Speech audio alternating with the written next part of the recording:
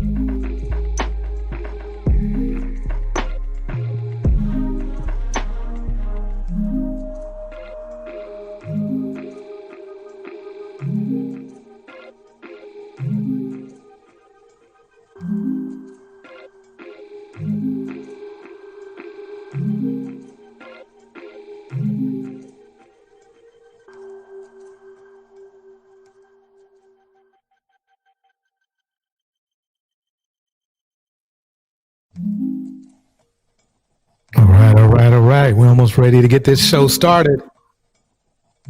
Tell all your friends. Like to start out with some shout outs. Man, we got a show for you.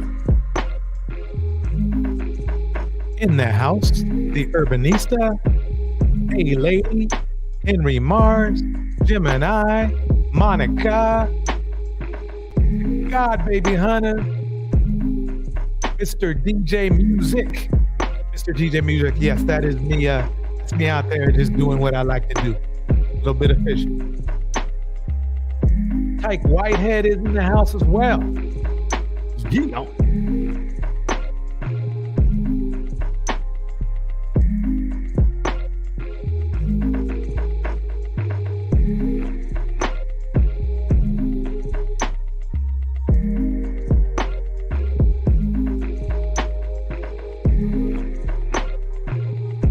So I got a tiny bit of an intro, and then we're gonna get right into it.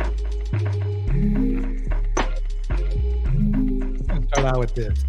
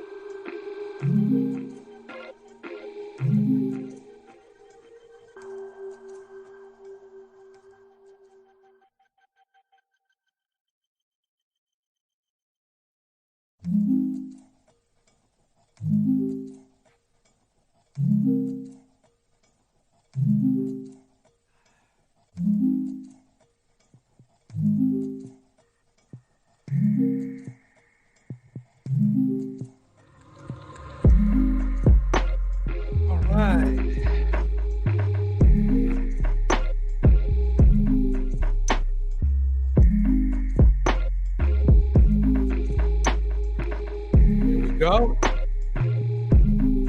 We are back. We are back. We are back.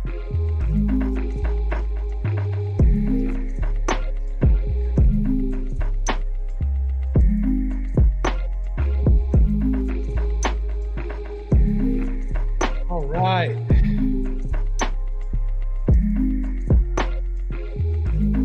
Everybody hear me okay out there? All right.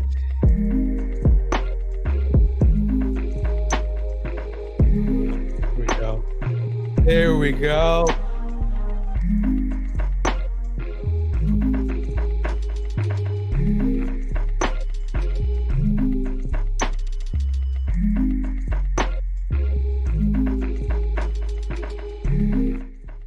There's a lot of craziness going on today in the YouTube streets. So we're gonna get right to it. Right now, let's take a look at this. Let's take a look at this. This is intro, but I gotta set this up because you're gonna find this very interesting. You're gonna be amazed. Here we go. Morning of a Central Park confrontation gone viral. Please don't come close to me. Sir, I'm asking you to stop recording me. Please don't come close to me. NBC News does not have the full video. Its context unknown. But Christian Cooper, I'm sure you all remember this. Keep watching. who describes himself as an avid bird watcher, tells NBC station WNBC he was in the park when he asked Amy Cooper, no relation, to put her dog on a leash. If the habitat is destroyed, we won't be able to go there to see birds, to enjoy the plantings. Cooper says she refused, and he then offered her dog a treat. At some point, she decided that, oh, I'm going to play the race card, I guess. And that's when he says he began recording the incident. Please take your phone off. Please don't come close to And me. I'm taking pictures calling the cops. When Christian refused to stop recording her, the video shows Amy Cooper grabbing her dog's collar, moving away, and dialing 911. Please. All right. As you know, Karens are probably one of the worst enemy of the black man. Even though some Sambos think otherwise, ever since Emmett Till, Karens have been reaping havoc on black men because they know they can leverage their skin color and police access to do anything to you they want to do and not have to be responsible for it. So anyway, I just wanted to start off with that because that's going to kind of get things shaped up here. But even that, even with the Karening, which is, believe it or not, is getting worse, as you know, because we have, the pasty things and company, let's just say company, doing the same thing, right? Black men are we're still looking for that goddess of no color. Yeah, believe it or not. Check this one out. Dr. Jones, back in 1965, we had Mildred and Richard Loving, the first interracial couple in America allowed to be married. Married couple. 1965. That's not so far long ago. But, we're seeing it more often now. But a viewer out there says, as an African-American man, says he regrets marrying his white wife because there are cultural differences. Siobhan's in the house. Siobhan, welcome to the house. She didn't quite get his culture, not defending him. Your thoughts on that? Where should they go? Should they just call it quits or try to work it out? This is a big... Should I stay or should I go? Don't. Issue, because this is not only about, you don't get me in some spaces. It's about, do you get who I am and who my people are? And so this person is saying he thought that they would have figured that out before they got married, right? I mean, he must have really, really, really, really, really wanted it to work out. Regrets marrying her. So that kind of tells me that maybe when he met her, they only dated each other and didn't really get to know other pieces of each other, like family, friends, environment, social clubs, right? And I guess once they got to know each other, they probably introduced that to each other, and it started to become a problem. Because if you are having cultural issues in your relationship, your family doesn't like me, or, there's something going on in the world and you don't really understand my viewpoint, that way is very heavy on a relationship. It sure does. It sure does. That's for sure. It's making you look at the other person differently. So I'm sure it's just become a big burden to them. And so what would be your advice at this point if he is ready to leave?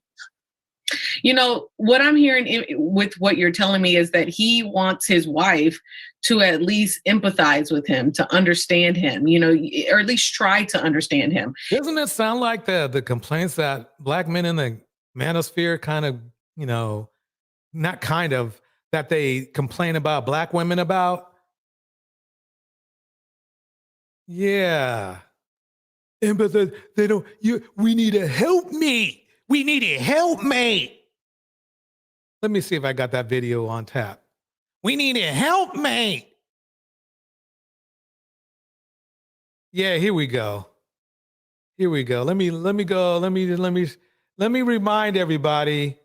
Let me remind everybody, because it's very important you get this point. It's very important. Very important. Let's see what's going on here.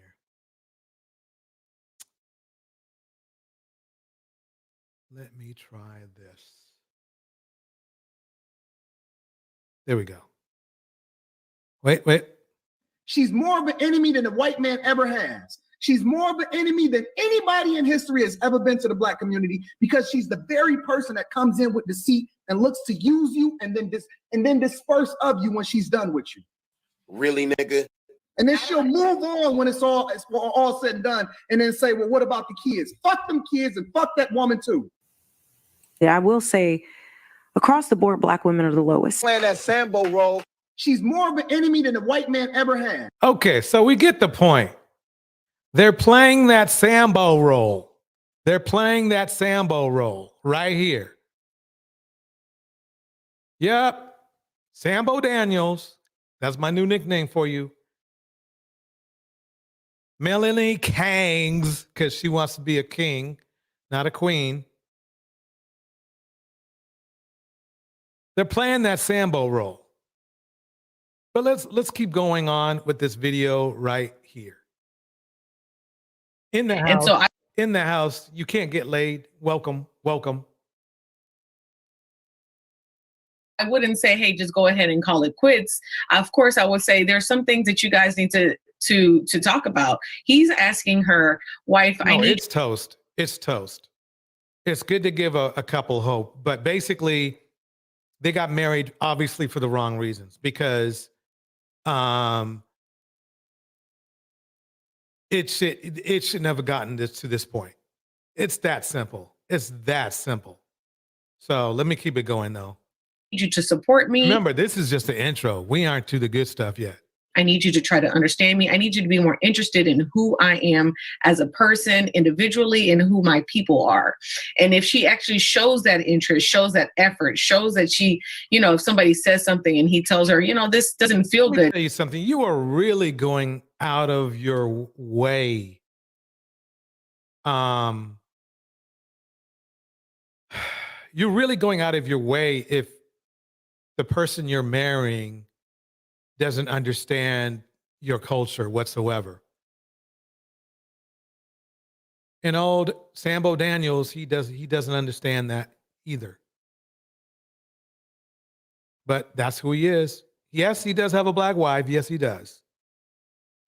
But that doesn't mean you're a stable person or a stable man. He's obviously the opposite of that. Your family said this, and she actually defends him. It's not going to make the family change, but it'll make him trust her more. So what I'm hearing, that there's a lack of trust happening. He doesn't feel supported by his wife, who's from another race. And so the whole idea. Well said, Mr. DJ Music. You nailed it. Sounds like he got married in spite of, not because of. Perfectly said. Perfectly said. Gemini says, does anyone know where my give a darn is? I don't want it back. I just need you to burn it if you can find it. All right. Idea of love conquering all is just not the case sometimes. Sometimes it's more complicated than just loving each other. Absolutely. Love is the thing that, it's what you feel. Love is a feeling, and it's fleeting. You can love someone a lot one day and can't stand them the next day. Okay, they're just hab-nabbing. Okay, let's go on to the next one here. Okay, let's go over this right here. We're getting into it.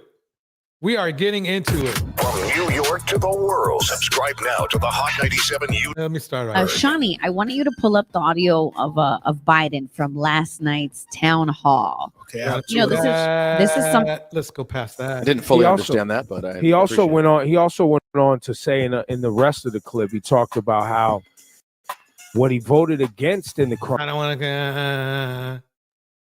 Where's the spot I wanted? Where is the spot? Now what in the hell's going on? Okay. Going to the police and the cash bail, et cetera, et cetera. So he went in to talk. Oh, but Donald Trump has got to go.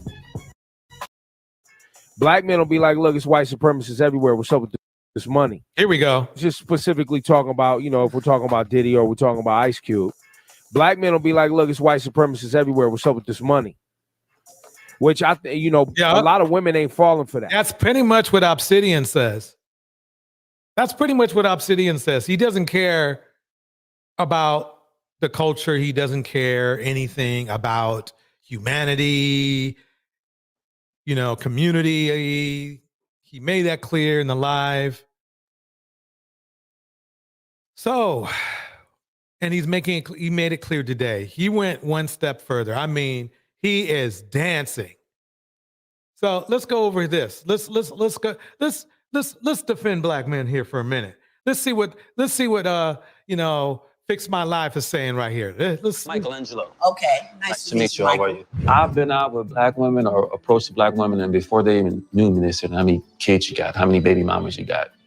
Dating outside my race, I haven't had no issues like that at all. Okay, and you are? I'm Coro. Coro. I've been practicing abstinence for 3 years. 3 years with no sex. I'm looking for someone that can respect my views on this, someone that can love me for me. And you are? Both. Yeah, I don't date black women now that fits. Because of past experiences. They like to place that strong personality on you, and sometimes you just kind of, stand a woman's place. So do you have any idea why you're here? We share some of the same opinions. About? Why are black women so angry? Was your mother angry? Wow. You know something? Show me a weak nigga and I'll show you a nigga complaining about black women. That's all I can say. In the house, Supreme Goddess Rising, thank you for coming through. In the house, Gemini, in the house, A-Lady, in the house, Henry Mars. Let's keep it going. To a certain degree, yes. She had that anger inside of her, but she made sure that she didn't pass it on to me. I see how she handles that, and she gives off that vibe that I get from women here. But when it came to me and how she approached me and taught me about women, she said, don't deal with this. That's interesting, because as a black mother, my work was to help my son understand it so that he would know how to stand in it with a black woman. Why are you here? My situation is a little bit different because I traveled a lot when I was a kid, very talented, very gifted musically. So because of that, when I came back to my neighborhood, when I was dealing with certain black women, you're different. You talk funny. You dress funny. The music you listen to is funny. I don't like being because I had flip-flops on or I had a turtleneck, I'm gay. The problem I'm having is just because you're my culture and you're black, you don't get a pass. All the women in my family, I got a side of cousins that made me feel weird about that. How can anybody make you feel anything? You get to choose how. Exactly. But that these weak men, they don't understand that you should feel the way you should feel because of you, not just because of exterior elements around here. But what happened is that their self-esteem broke down and was destroyed. So yeah, let's keep it going. How you feel. You don't know that when you're kids, it's a psychological imprint. What does that have to do with today? Now, with a black woman, I have this in my mind before I even talk to you. She's going to think I'm weird. And that bothered me a lot. When I went to junior high school, I got bussed. Let me tell you something. I was square back in the day. As I've stated before, over and over again, my first 17 years were spent in, let's say, a community of no color. So yeah, I was, believe it or not, though, I didn't, when I moved to a community that had more color in it, it might have bothered me a little bit, but I didn't let it bother me to the point where I was like, how should I put it? Letting it run me. You know what's so funny is they persist in making themselves victims, but they never talk about how women were victimized as well for more than just their looks. I mean, right. And black kids are kids, and kids are cruel. Like all kids are cruel. They're going to tease and talk about you no matter what. And only the most popular kids are the ones that don't get teased. So this victimhood that they're talking about back in elementary school and middle school and high school, it's hilarious to me to watch these adult men who have 20 years out of high school or even 15 years out of high school still talking about high school and still talking about how they feel about being teased, whilst everyone else goes on with their lives, especially women. It just shows you how broken they are. I mean, the thing is that the good thing about getting out of school is to leave it behind, whether it was a good experience or a bad experience. These guys, to me, they're just using it as an excuse. I like to kick out a shout out to Jen J in the house. But yeah, I mean, to me, this is coming from a square. This is coming from a square. They called me Bomar in school and everything and all that kind of stuff. So what? Okay, I'll tell you what. If he would have grown up where I grew up, then they would have called him the N-word. Does that sound like an upgrade? Not at all. Not a bit. All day, every day. So they're trying to make a different culture sound like a better deal. And it's not that simple, and it's obviously not that. And what about their dads? Like self-esteem comes from your parents, but mostly it comes from your dad, for both girls and boys. Right. So they love to frame this. Again, I say it's because it's the mirror image theory. They can't blame their fathers because they can't blame themselves. Right. And so they can only find fault with women because that from the very place they're birthed from. And so It's this thing where you didn't protect me from something, and you didn't choose a good father for me, or you're the reason why the father isn't there. Right. Which really plays into the Cynthia G theory. But I'm going to keep going. Shout out to Aunt Jay in the house. Shout out to Finance Man in the house. All right, let's keep this going. From Ocean Hill, Brownsville to Flatbush, and they spit on me and call me a nigga. There we go. They spit on me. See what I mean? You think the grass is greener. But it ain't. And I was 13. And these were adults, not the children. So my point is this: that don't have nothing to do with who I am today. Exactly. I'm tired of hearing, well, this woman back here in 1906, she played me or something like that. Come on. I mean, if you really mean that, then just really, quite honestly, and I'm not trying to be dismissive to all the men out there, you really should consider some therapy, because that's what it's for. You mean like Obsidian complaining about his prom date and he's like 72? Exactly that. Oh, over there hobbling, getting on his knees for Miss Pearly and everything. It's crazy. In the house, Creative Solutions in the house. M. Mills is in the house. All right, let's keep it going for a little bit more, but we want to get to the meat of this, and we're going to open up the panel early because this is going to be good. What is your experience? A lot of black women, they don't want to talk to me. Some of them don't want to talk to me. Some of them want to talk to me because, number one, I'm a God-fearing man. I don't. Oh my God. I had to stop it right there for a minute. I think I need to, let me take off my jacket. Yeah, take your jacket off. While you're taking your jacket off, that has nothing to do with it. Like, which women are you approaching? They never talk about that. They tell us to choose better, but they never talk about the women that they're approaching. So I'd like to know what women they're approaching. It sounds like they're approaching women in a certain neighborhood. I'll put it that way. Yeah, either that or they're just simply not a good option for women. You know, the thing is this is crazy to me. This is crazy. I mean, he's not a bad looking guy. So I've seen guys do much better than it. You have to know it's just in your mind, because you see your friends and you see your fellow pals and buddies out there doing just fine with women, but you're not. So you must know that it has to be something you're doing or not doing, not women in general, because you see the other guys, they're okay. They're okay. I mean,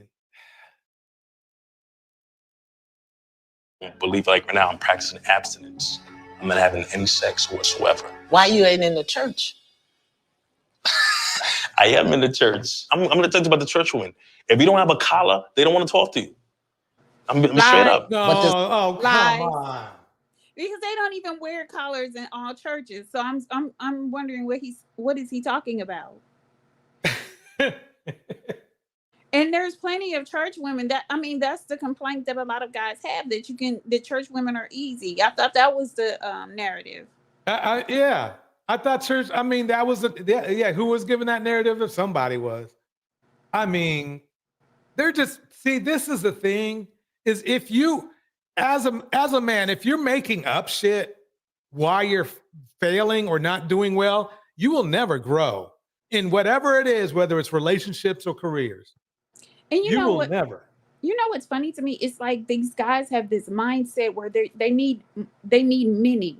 Like they can't just have one. They need many. So they're not looking for that one person who's looking for them. They're looking for attention from a whole lot of different women, and probably the wrong women at that. And then they get angry when the wrong women don't choose them, while they ignore the women that are looking at them.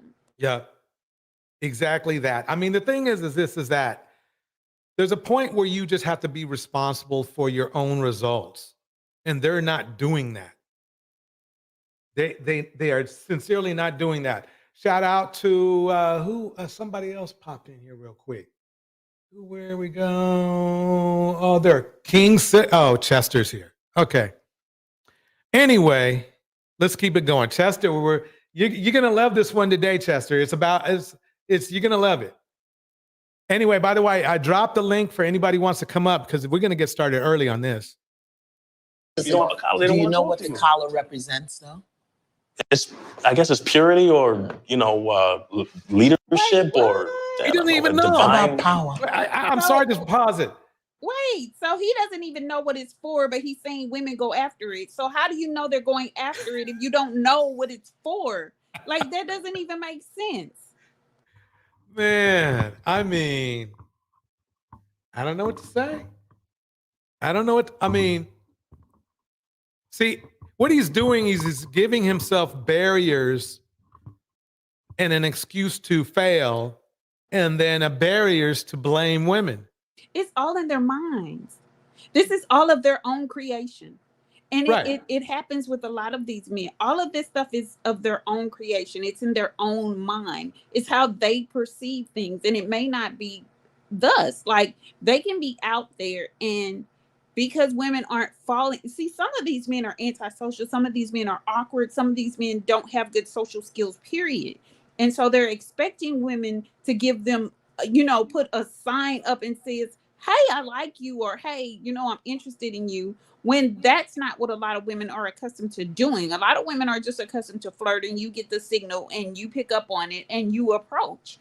Other than that, they're not going to sit there and try to hunt you down and say, hey, look, I want to talk to you. But a lot of these guys, that's what they want. And they get upset when women don't do that. Right. Exactly. Well, see, that's the thing, is that their problem is not women. Their problem is things that the way they're thinking. Because again, he has no really physical defects from what I can tell. Well, I don't know.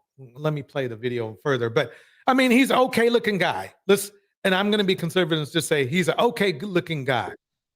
DJ, he might be just shy. Yeah, and I was very shy back in the day. I know one thing I didn't do though. You can't get laid. I didn't blame women for it. I didn't blame women for me being shy. I knew it was me. You know what I mean? Mm-hmm. So I mean, I appreciate you giving him a chance. But no, I mean, shyness is not being shy and not getting the results you want, or not getting the interactions or affection you want.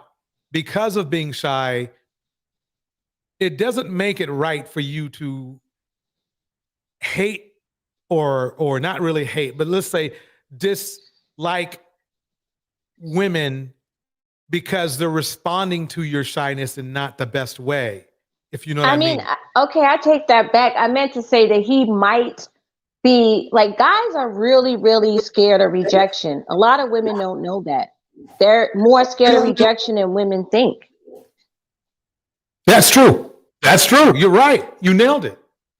I would go as far as saying that men are petrified. Men are petrified of rejection. But that's part of the hunter-gathering thing. Like that's supposed to be something that's innate to men.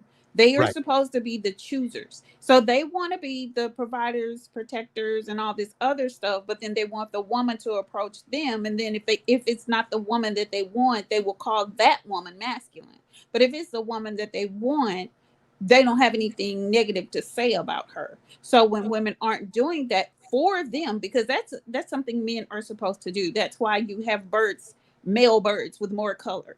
You have male birds doing the dance because they're the choosers. Right. And they're supposed to be the ones that make the effort to go after the mate that they want. We can't help you if you're not willing to compete for what you want. It's been that way since the dawn of time.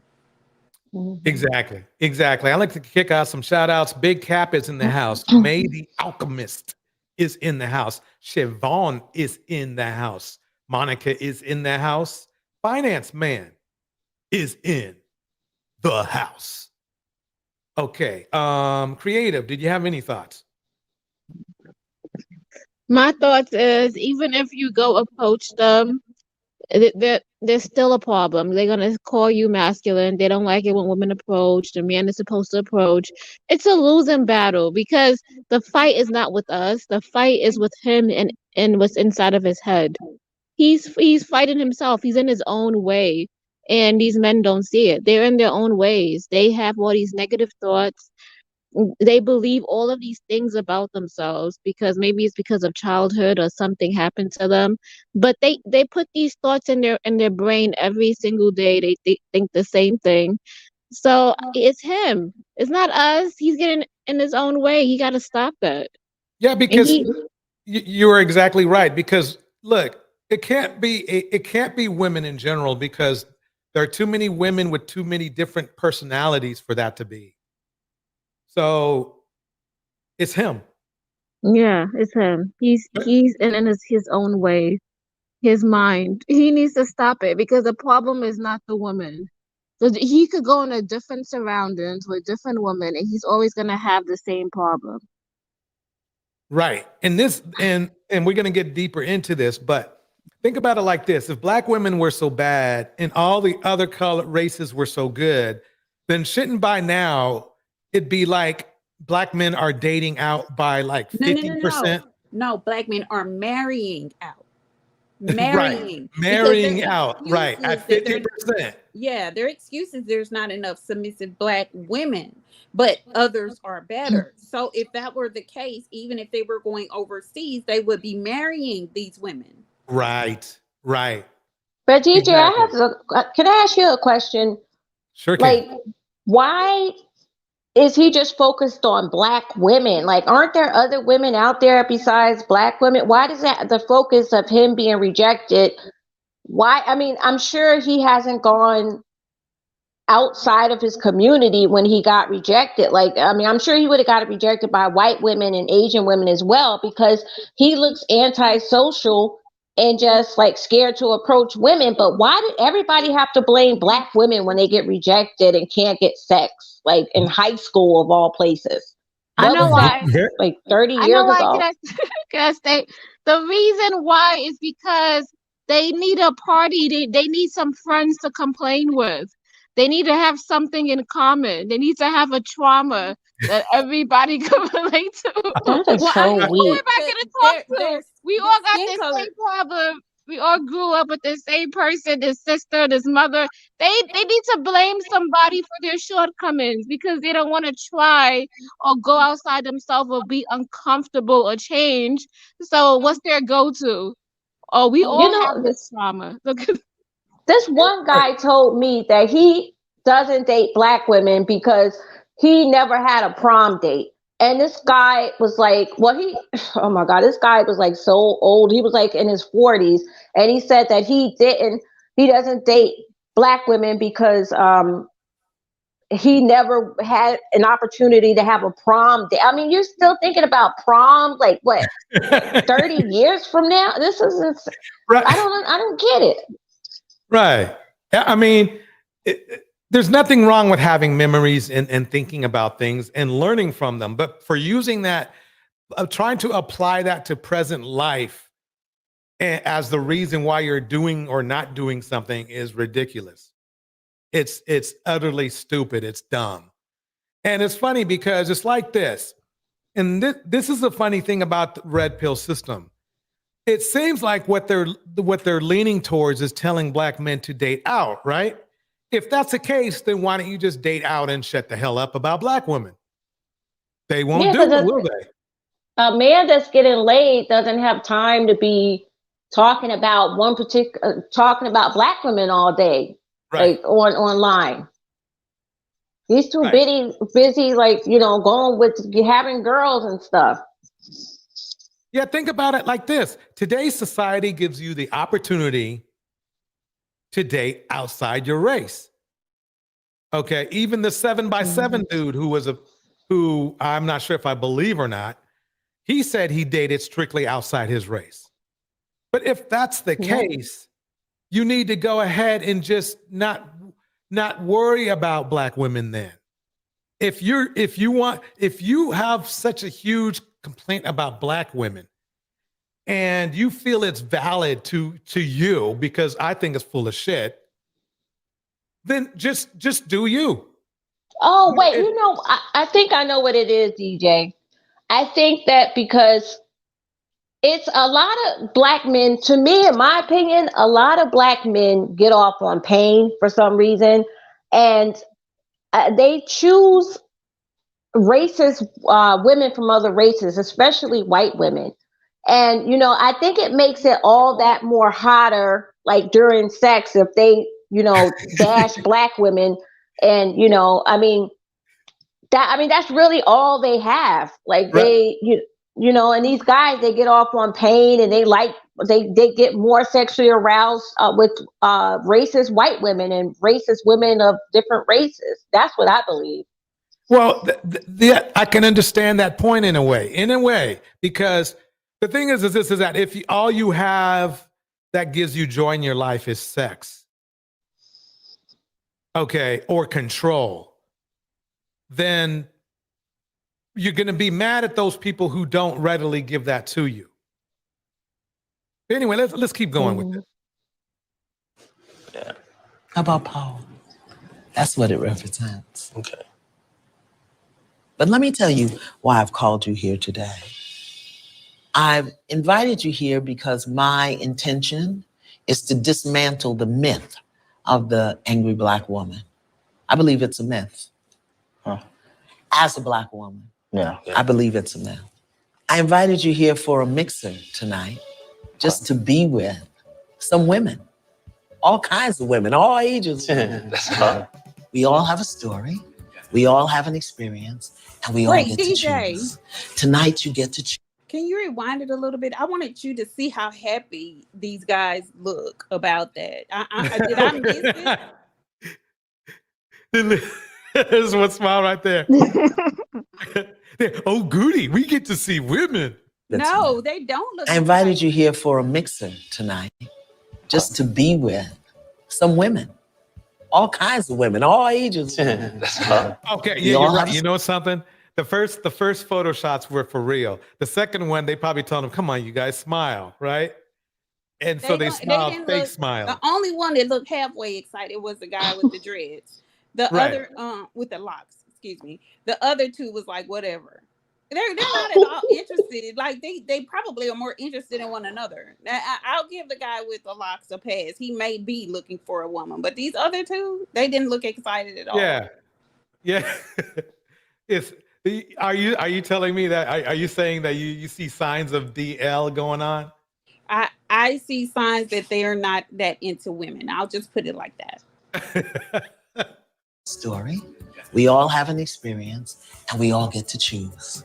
Tonight, you get to choose how you're going to experience these women. But I do also want to thank you for being here. Thank you for being a demonstration, because I know there are hundreds of thousands of Black men, all ages, who've had these experiences. And I believe, and it's my intention, for us to heal. Hello, my beloveds. Thank you so much for stopping by our own YouTube channel. I thought they were.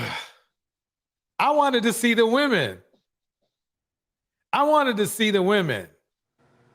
So anyway, I guess the people in the chat, the men in the chat wanted to see the women too. That's what men do. That's what real men do. They want to see the women. But those guys, it's likely those guys weren't too excited about. Right. That's probably why they probably stopped it. Right. Okay. Do you think that those guys still like live at home with their mothers? That could be another reason why they're so antisocial when it comes to women. That's a hard call for me. It could be true. It could be true, especially that the guy brought up. No. I kind of doubt it, because a lot of men live with their mothers and they're still out there doing whatever they want to do. They just live with their mothers. You know what I'm saying? Like a lot of these guys are not independent. They do live with their mothers or their sisters or somebody else. So, it's not like they're being stifled because they live at home. They're just stifled because of their personalities. Exactly. So anyway, a couple shows ago, we had a gentleman on the on the panel, and he turned out to be chaotic. He also ended up had a bad temper and was very infantile. Well, guess where he's at right now? Jail. No, I just guessing. I don't. Hanging out with Anton and the like. Close. He's hanging out with somebody who went broke and needed to pay his internet bill. Okay. Why am I not surprised? Here he is. He's back. Trying to look all articulate, even though you guys You know who he reminds me of? He reminds me of a lateral to Hafiz. I mean, what's that dude? Hafiz? Yeah. Of the Roommates podcast? Yes. That's what he reminds me of. Yeah, he's on. Hey, look. You guys are going to laugh when you start hearing him. You think he embarrassed himself on this channel. Wait till you hear him. And he's loving it too. Here we go. On the air. I don't have my camera set up yet, chaotic. That's the reason why you just see my picture of me, my avatar. I don't have my camera set up. The reason why is because No, go ahead. I want to hear why he says he's this month, after many fits and starts, finally grand construction here at House Obsidian is due to begin. Hey, lady said, but I was saying, guess where he's at? I say, hey, lady said, morgue. Wait, so he is not getting ready to tell these dusty tales again about this studio that's been I said 10 years, he said 8, right? Right. Oh my God. Let me go back. I want to hear that again. 2, 3, 4, 5, 6, 7, 8. Okay.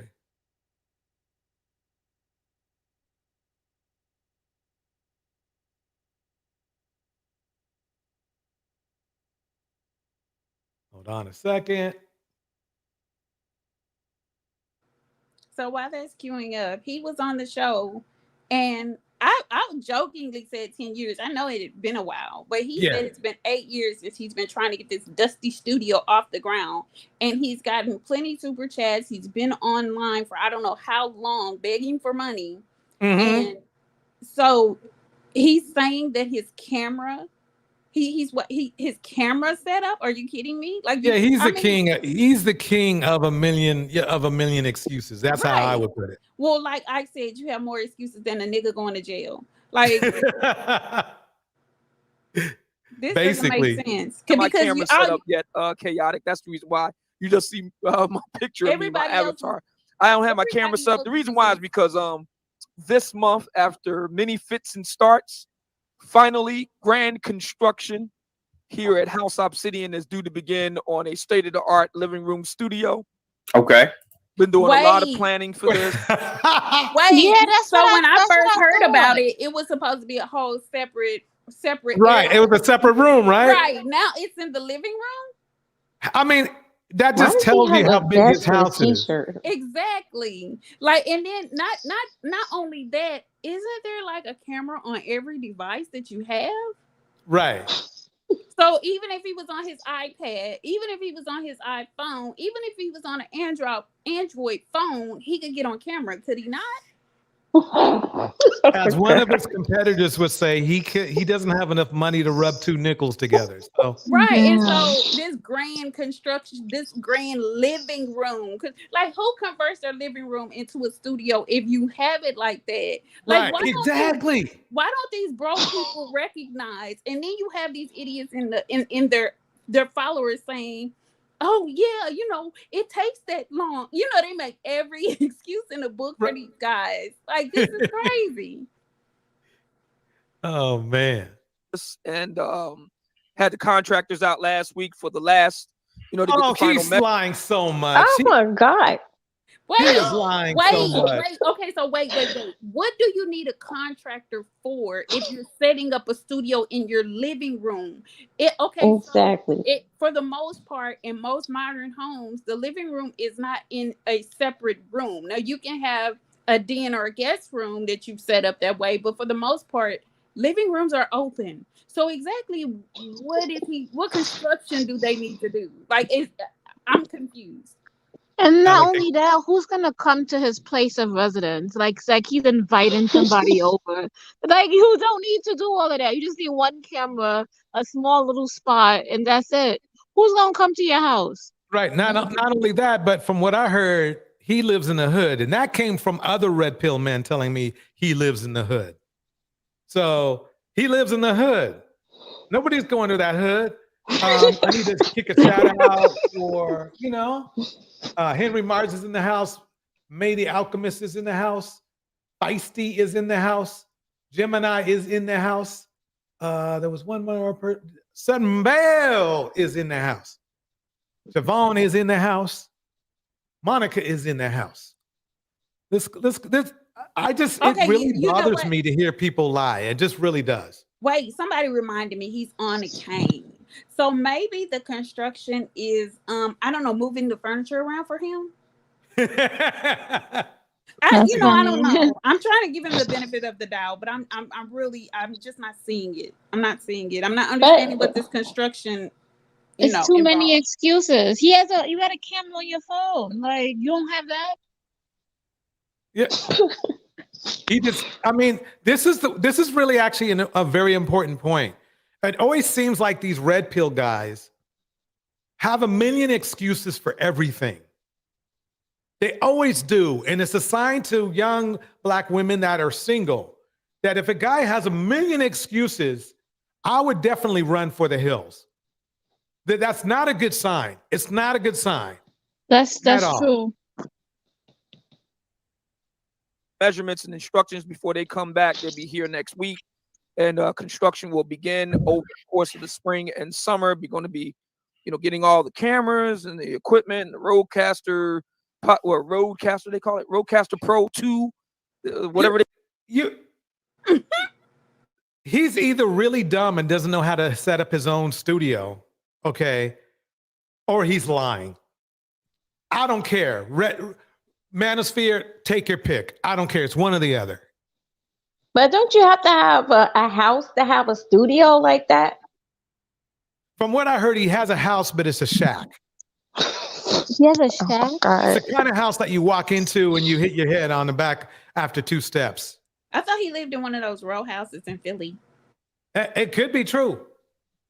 I know the main thing I do know, okay, from what I heard from other manosphere people, is it's a shack. It's like it's nothing to be proud of. It's nothing to brag about. Now that's okay. That's okay. It's okay if you don't talk shit about black women. It's okay if you don't talk crap about anybody else and try to pose like you're some wealthy entrepreneur. And I was gonna laugh about this earlier, but that makes this even more funny. With the CEO and chairman of Obsidian Inc. A CEO of nothing, you know. Shack shelter habitat. That's all right. Let's keep it going. What they call that? Get that, and you know, the mics and all the rest of it. Everything's going to be set up. All the cameras. Yeah, whatever, dude. Whatever. Thing and really nice set pieces. My entire living room will be one big set piece. So light. What is he? Everything. What is he talking about? You don't know. Mr. DJ Music said everything he just mentioned is plug and play. You don't need a tech for that. Mr. DJ nailed it. Mr. DJ nailed it. He is right. It does. It just plugs right in. Monica M says, I've seen content creators in rental apartments with very nice setups. Make it work with that, with what you have. I'm sorry. Exactly. Yeah. Yep. No, too many excuses. Sorry, Obi. We're not buying it. You know, the Roadcaster 2. Yep. Pro. $700. And how many square feet is he talking about? Like, this dude is not talking about like this huge 500 square feet living room or something. His whole house is probably the size of many people's living room. Oh my God. Let's just put it that way. So I'm pretty sure everybody's looking forward to it, man. It sounds, They've been looking forward to it for the last 10 years. Yeah, it's going to be a heck of a time. 2023 will be one for the history books. But enough about me. Yeah. And it's all about you today, my brother. I'm downloading these videos that you sent me, and Lapeef, love those guys, but they do. I thought I do marathons. Those guys do some hella marathons. Yeah. And, so it's taking a while to download these videos. So if we have to, I'll just go straight to the actual feeds, and we'll go from there. But in any event, I'm glad that you're here. And thank you so much for taking time out of your schedule. If you don't mind, I'm just going to take care of some quick business here. First of all, everybody for coming in today. Appreciate you doing so. Please do not forget to like, share, and subscribe. Ran into a little bit of trouble for I'm sure you did. I'm sure you did. Taking a position that I did. For that, standing, holding, 10 toes down, holding in support of that good Christian white lady, Miss Pearl. Don't you know she's good people? Oh my God! Oh my God! If that didn't sound like, I mean, like you should have been in a slave narrative. That sounded exactly like a line of a slave narrative movie. Oh man, I couldn't even get 5 minutes in this thing. He already doing the dance. He's already you're already doing the dance, bro. May said play it back. Wow. Play it back. That's crazy. My camera's set up yet, chaotic. That's the reason why you just see my picture of me, my avatar. I don't have my camera set up. The reason why is because this month, after many fits and starts, finally grand construction here at House Obsidian is due to begin on a state-of-the-art living room studio. Let's been doing a lot of planning for this. Keep track of this. Had the contractors out last week for the last, to get the final measurements and instructions before they come back. They'll be here next week, and construction will begin over the course of the spring and summer. We're going to be, I just can't believe it. I can't believe he's lying that hard. Why does it take 2 months to build a tiny studio? It doesn't. It doesn't. Especially if you have a construction crew. You can order everything off of Amazon for under $100. You did not say 2 months. You mean 8 years. With the camera and everything.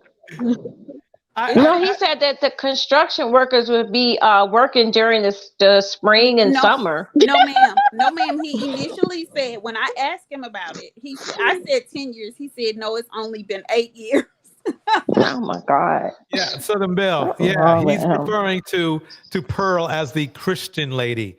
This is the one. No, this is get the it right. woman that has those freak parties. The good white Christian lady.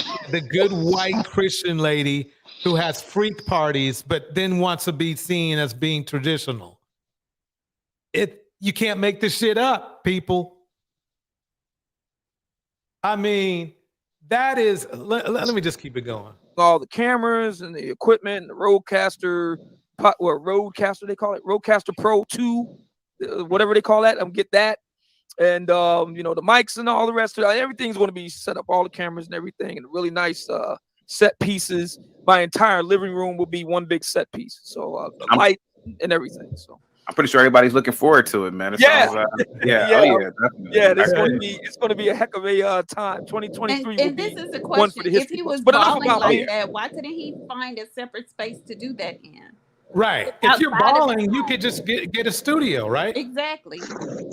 You've been on Facebook for 10 plus years or 9 plus years, and now this year you want to do that. Right. Exactly. So everybody, just so you know, you're obviously you're seeing a debunking in the process right now. So I'm sorry, creative. What were you saying? I was saying he's been on YouTube for 9 plus years, and this is the year when he wants to go and build all of that. 9 years in, 9 years, never thought about that. No, ma'am. He's thought about that. He said he was doing it. He's been saying he's doing it for the past 5 to 8 years. So this is not a new thought. This is something he's been saying for quite a while. And now it's moved to a living room studio that needs contractors for some reason. And the only reason I could think of is you're actually building something else, a home, not a studio. This is not making sense. They can throw up a home in less than 6 months. No, there's plug and play. There's plug and play.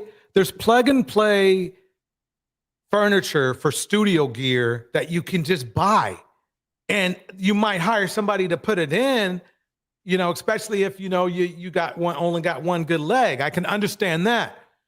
But he's been saying this shit for the last 10 years. I can't wait. You know something? I can't wait for his red pill ops to get a hold of this. They're going to be cracking up and making jokes on this. No, they won't. They'll be defending him. Just like they defend one another. They stay on their bro code as it pertains to the dust. That's right. That is true. Let's keep this going. And it's all about you today, my brother. I'm downloading these videos that you sent me, and Lapeef, love those guys, but they do. I thought I do marathons. Those guys do some hella marathons. Yeah. And, so it's taking a while to download the videos. So if we have to, I'll just go straight to the actual feeds, and we'll go from there. But in any event, I'm glad that you're here.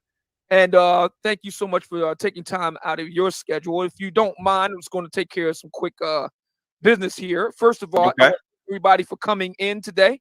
Appreciate you doing so. Please do not forget to like, share, and subscribe.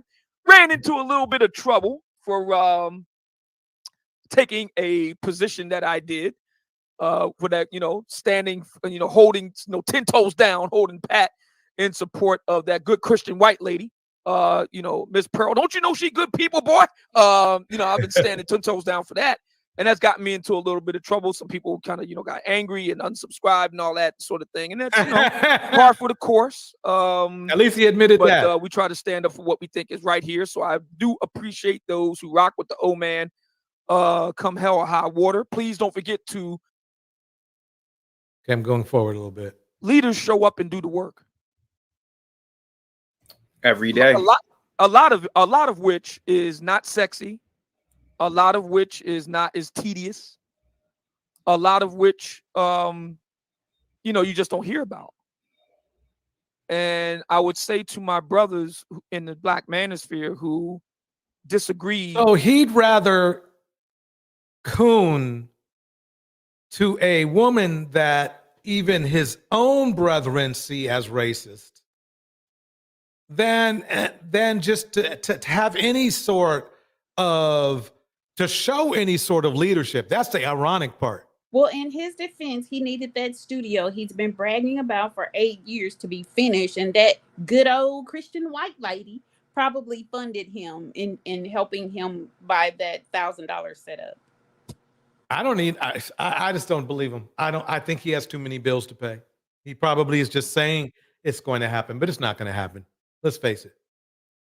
With the idea of me being a leader. You're no leader, sir. You made that clear. You're a hustler. You made that clear that you're about your money. Leaders don't think about themselves. They think about everybody else before themselves. He made that crystal clear on your panel. Yeah, he sure did. Do better. We're here at this moment right now because someone decided to do better. And everybody else is kind of angry about it instead of, stepping their game up. I mean, for me, what I learned from Pearl is I got to step my game up. I got to step it up in a big way. Yeah, he does. You do. But it took a white woman for him to figure it Exactly. Exactly. Meanwhile, he's laid up with the black woman. So the black woman, was useless in telling him to step his game up. Right. Yeah, pretty much that's what his argument is. Which is going to be a big challenge for me because I have short legs. But yeah, nevertheless, it is what it is. So I would say to people, step it up. You don't like how things are going, step it up. That's what I would say to them. My opening diatribe.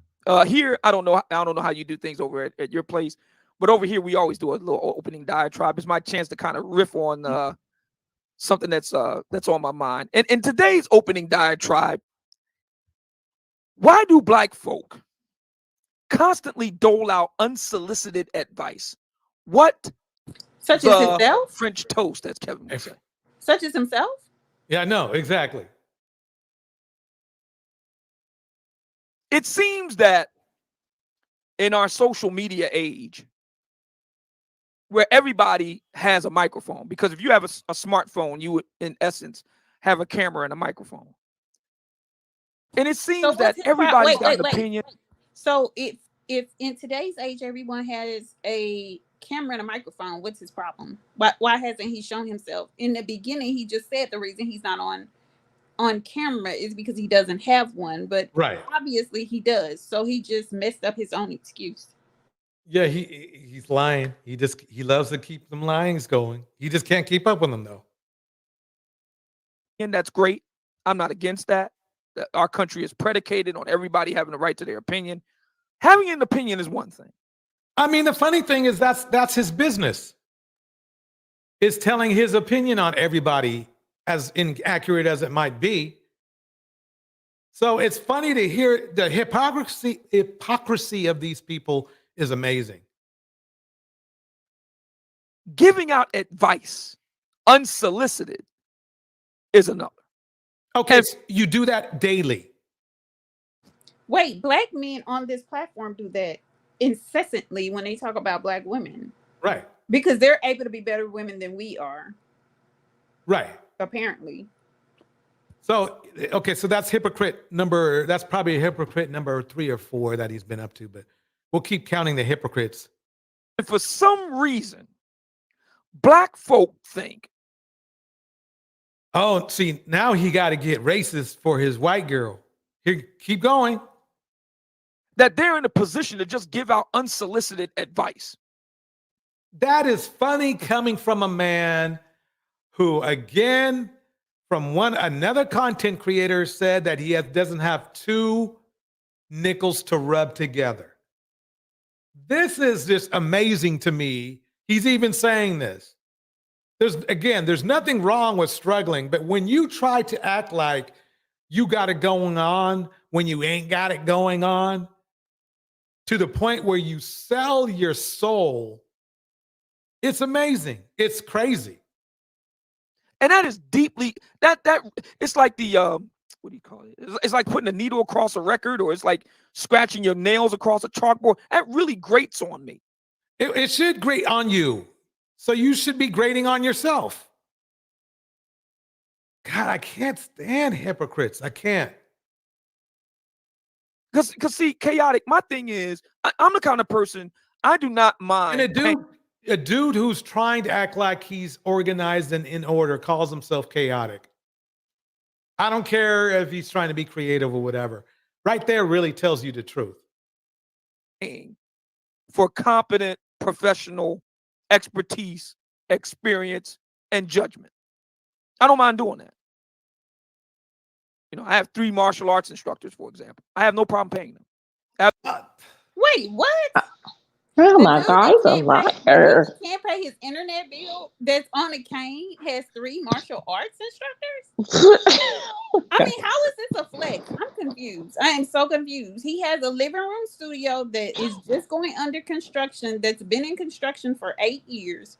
He walks on a cane. He wasn't able to pay his internet bill. He's incessantly begging his subscribers to contribute, but he has 3 martial arts instructors?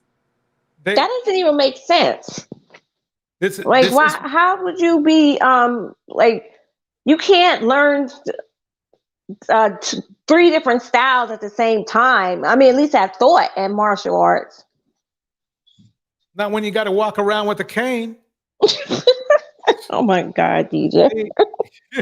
I mean, in the house, Janice is in the house, May is in the house, Monica is in the house. Yeah. I mean, he's on a cane, right? And I heard he's really short.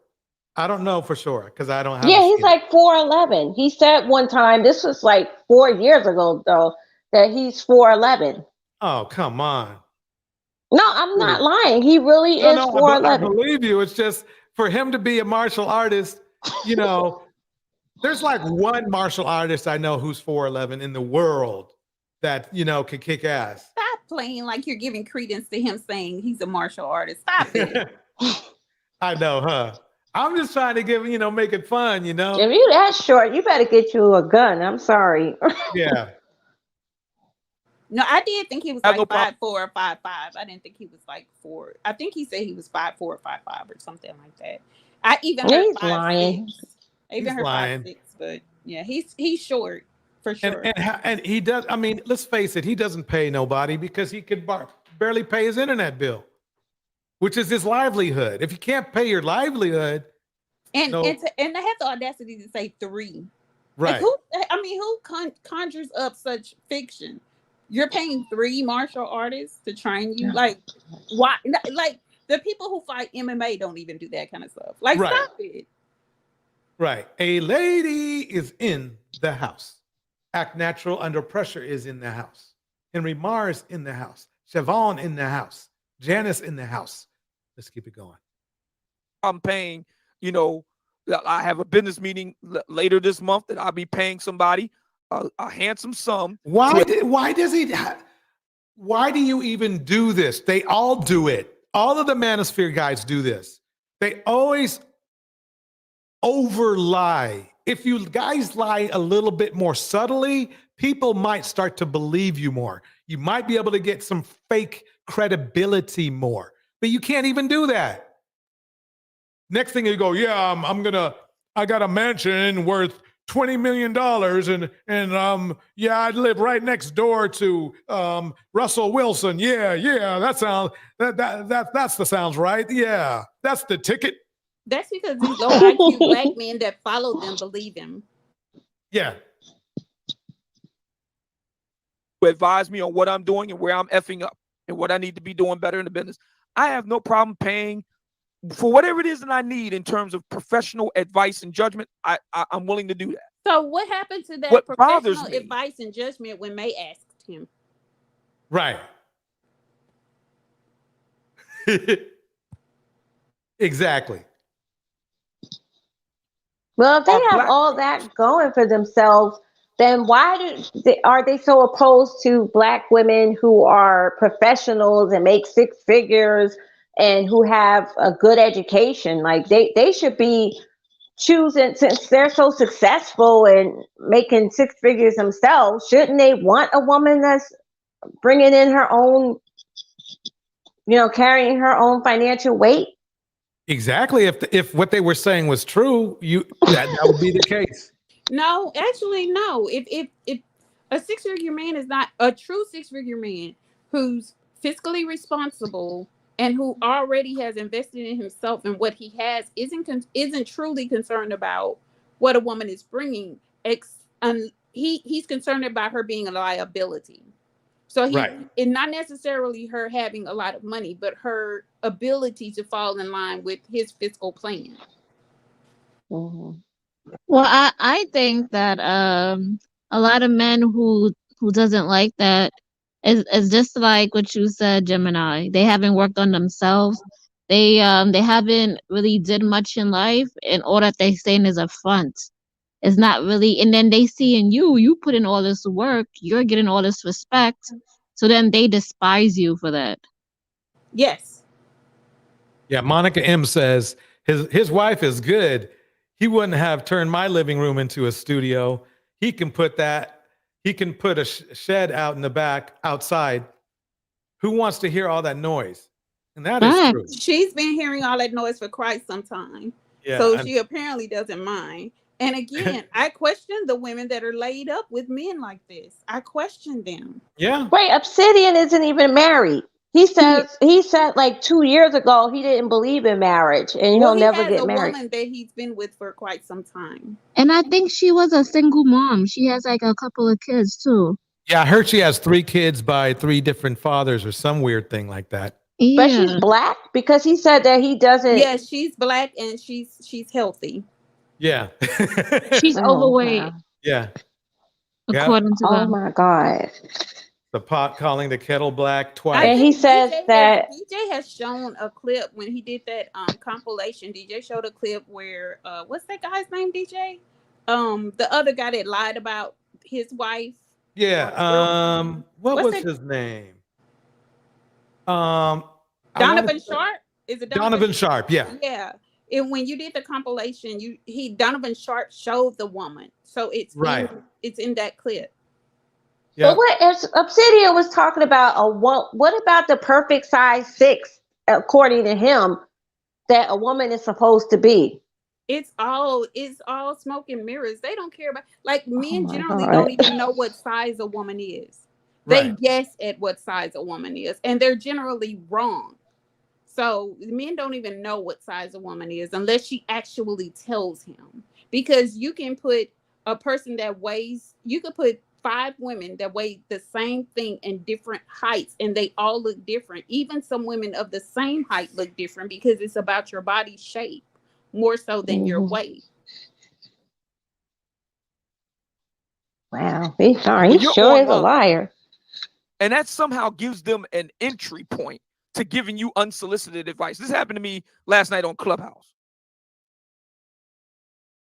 I'm speaking on the issues of the day obtaining between black men and black women.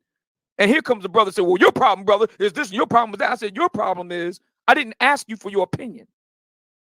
Your problem is you don't hang out a shingle. Your problem is Donovan Sharp said that you don't have 2 nickels to rub together. Well, so we don't believe anything you say, bruh. Look at Henry Mars's comment. It was revealed today that Junior from Lapeef has been sleeping with many of these women on his panel, including Courtney, Michelle, Lucky, etc. I don't know how true that is. That's interesting. No, that happened today. It was on Yanni's live. Yanni's, yep. I was there. So it was, I mean, that's true. Yes, it's true. Yeah. These people are lying. So Lucky, that girl, she's lying. No wonder these girls are up on these panels. This is just crazy. They get on these panels because they want attention. They want attention from these guys. They get the attention that they want. And then they go around and they say all these things about women and all of this. And that's why if you see a woman doing that, there's something going on because no woman is just gonna go up on the panel and vouch for all these men. There's no way. Yeah, here's the interesting part is that this is just another group of people, whether it be all males or females, that they're imploding right now. Actually, I got one on Lapeef special of them imploding. The fact that the men are doing that, are sleeping around with different women on a panel, that tells you how low they are. It tells you the lack of integrity they have. It just tells you that they're just a facade. Everything that they've said or tried to act like they were all high and mighty, they're the problem. That's the problem in the community right there. Are people like them doing that? Yeah, I just lost all respect for him and all those women. I just lost all respect. I'm just like, well, I was always kind of leery about the whole thing. That's kind of heartbreaking because I DJ would tell you I was really hoping for Lucky. Like I was really, really rooting for her. not me. She seemed like a pick me right off the gate. I'm sorry. I think she was. I don't think she was straight pick me. I think she was just in the middle and she was trying to gain her footing. But that's really sad. No, she's naive and they're taking advantage of her because she's young. She's naive and she's very impressionable. That could be true. That could be true. So basically, I need to dig down deeper because I heard about that. I heard about there was a guy sleeping with other people in the group, but I didn't know specifically which guy and which people, you know. And again, look at it. Look at this again. So you have Miss Pearly as this slave right here calls her having sex parties, but somehow that's okay to have. And the day after she's having these sex parties, Pearly is going out there and calling other women 304s. When I'm sorry, but if you're at a sex party and you're sharing yourself around, male or female, that's 304 behavior. There's no other way to go around it. You can't say anything else. So, ew. I'm sorry, but who would have sex with Pearly? I can't imagine it. She really looks like a dude to me, to be honest with you. She has the most masculine. This is really masculine. This is terrible. I saw men like her in my old neighborhood back in the day. They looked like her. They were men though. No, that is so true. I was when I was in the Navy, there was this one white girl, and she used to, I think for like half of her career, her first 5 years, all she dated was a whole bunch of black guys. And then she got on a ship and I guess she ran through some of them. And then some of them wouldn't even talk to her because they was like, she's been everywhere. So I believe it. Maya but I used to have a I'm sorry, go ahead. Of the people in the sex cults, but they so traditional, DJ Tour. And it's weird. I mean, think about it. It's like the Lapeef network could have been something helpful with integrity. But just like Cynthia G said, it's just the pathology of the same black man to turn anything into a sexual thing. And that's what they did. If the men were respectable, the group would have stayed respectable. But once and again, a black man destroys a thing that could have been good for not himself, but just for his dick. Yes. Yeah, I'm done. I'm so done with that show and Anton Daniels. I think the new show I've seen now is the Crew season. And that's trash too. That is? Damn, yeah. I had hopes. No, I mean no. Some of the Crew season I like some of it. Yeah. Okay. The fact that they have unsolicited security boss on there, it ruins all the credibility for me. This is a woman who literally act like she was championing for younger black women as far as them doing the right thing, but then defends one of the creepiest dudes on the internet. The same dude, okay, who got kicked out of Brazil. Same dude who bragged about men using women in Brazil, how easy it is to get sex. So no, I mean that right there, you know me, y'all. I keep it real simple. It doesn't take much for me to to simplify not like or not like something. It's like that's a no for me. I still have hope in Lucky, but everybody else now, because she's the newest one to the group. I'm going to give her believe it or not, I'm going to give her a pass because Gemini wants me to give her a pass. I'm going to give her a pass too. Okay. I'll give her a pass. I would say she's young, so she can still change. I won't necessarily. I'm not necessarily saying give her a pass. I have better hope for her. I hope she comes out on the other side of much better than what this is displaying. Yeah. Well, if it's anything today, I did catch a glance of a thumbnail, and it looked like she is on her way to something good. I will have to see more, but it looks like she's on her way. That's my opinion. Okay. I'm sorry, but she still lost some respect for me. I'm sorry. I understand that. I understand. Oya is telling us everything. Like they showed up and showed out on Oh, they sure as hell did. Oh my God. I think A Lady went through too. I'll let y'all spill the beans, but Oya was right. They had everybody came through Yanni's live, and Yanni was like, look, I'm Miss Bennett and I ain't in it. She was like, she wanted no part of that fuggery that was going on. But it was crazy. Hey lady, how you doing? Hey everybody, happy Friday. Hey, what did you catch any of the melee? I did, and I'm just learning who all the players are.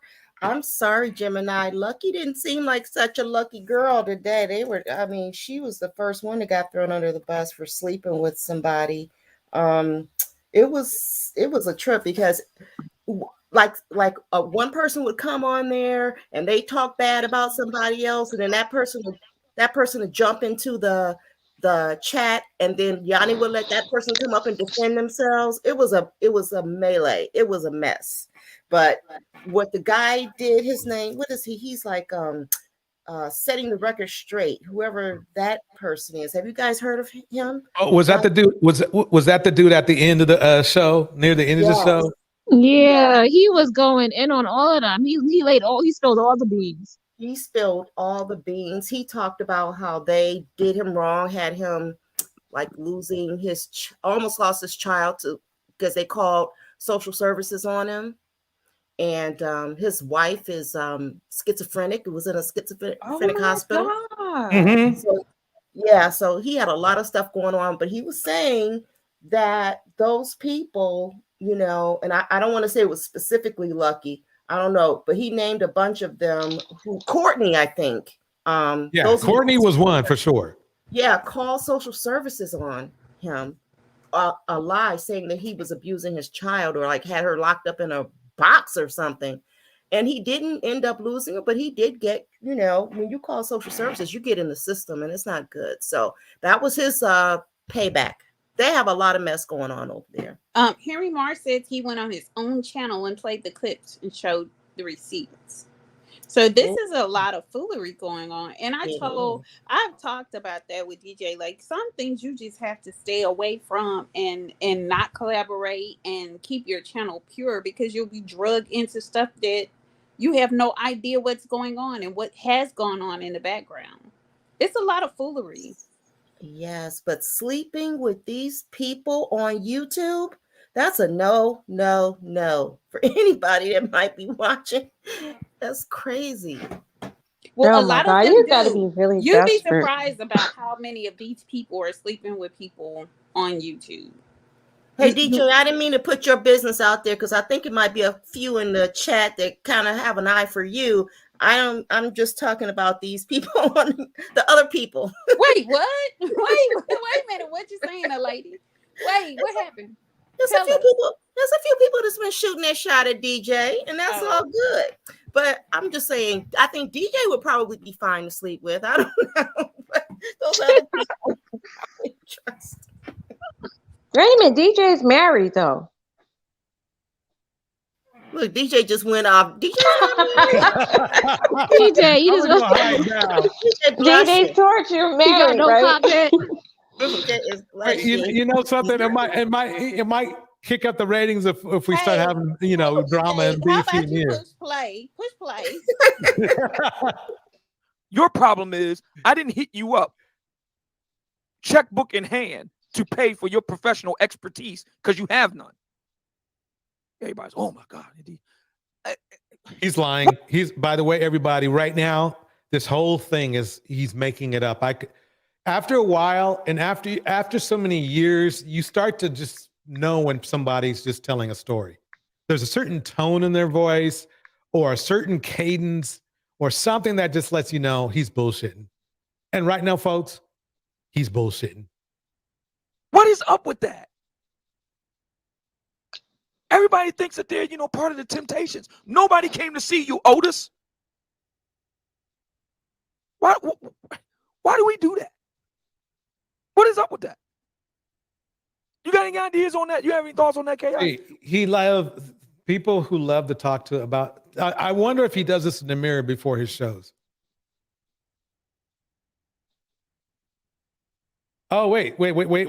Okay, M. Mill says Lucky didn't sleep with those people they never met in person. Thank you, M. Mills. See, I'm gonna go by that. I'm going by that. I told you. That's a damn lie. Really? Wait, Creative, why do you say it's a lie? What do you know that we don't know? Well, I don't know, but I know that they had the receipts. How does she know it's a lie? What receipt did they show? Because you're saying she's lying, and Mill says that she didn't. So you're saying they did. What receipt did you see? Well, I don't know. Okay. Okay, so we'll go by what M. Mills says for now, since I mean, we're gonna go by that because the guy who said he was like everybody was sleeping with everybody, he was angry, he was emotional, and basically what I've learned about Lapeef is they like to throw rocks at each other. So that's what I'm gonna say first of all. So I'm gonna go by what ML says. I believe, the thing is this. The one person who didn't talk on Yanni's show was Lucky. So we have to at least give her. No, she did talk. Did she talk on Yanni's show? Yeah, but she never talked about this craziness. She did not talk about that. Okay. But I guess the point of the matter is really not to even be specific with anybody, but think about it like this. We saw this coming ever since we saw that nasty clip of Anton going off on Black women, literally disrespecting Black women in the most thorough way possible, in the most destructive way possible. There was no redeeming it or trying to say it was going to be something that would help Black women grow. Mm-hmm. It's just simply a toxic individual, and it's simply that. There's nothing else you can say. So for him to be the leader of it, right there, that right there tells you, or the lack of leadership, but right there tells you right there, it's a shit show. But I will say this, in Lucky's defense, she was the quiet one on the group. She was the quiet one. Every time I saw a video and there was some fuckery going on, she was just sitting there trying her best not to roll her eyes. I will say that much. When there was some effery going on, she was just sitting there kind of like, okay, let me just keep my eyes forward as best as I can, because I don't want to let them know that this is looks stupid. Let me just say this too. So the idea that Yanni put this string together at the last minute. She said because she wanted to boycott Lapeef's panels, and that's, I mean, it was like thousands of people, maybe at least 2,000 people in the string. Yes, that is So factual. I saw that. right. So she was trying to get them, she didn't push them as hard as she could have, but she was asking them, why do you take this disrespect? And are you going to continue to be on the panels?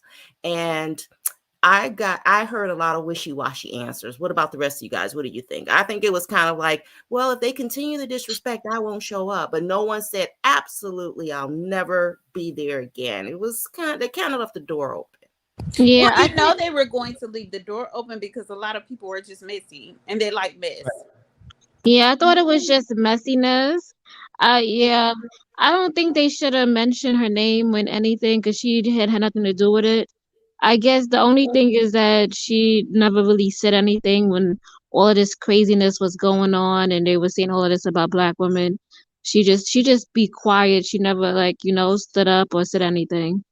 And I guess that's the reason why some of the women were kind of like, a little bit mad at her or trying to understand where was she coming from.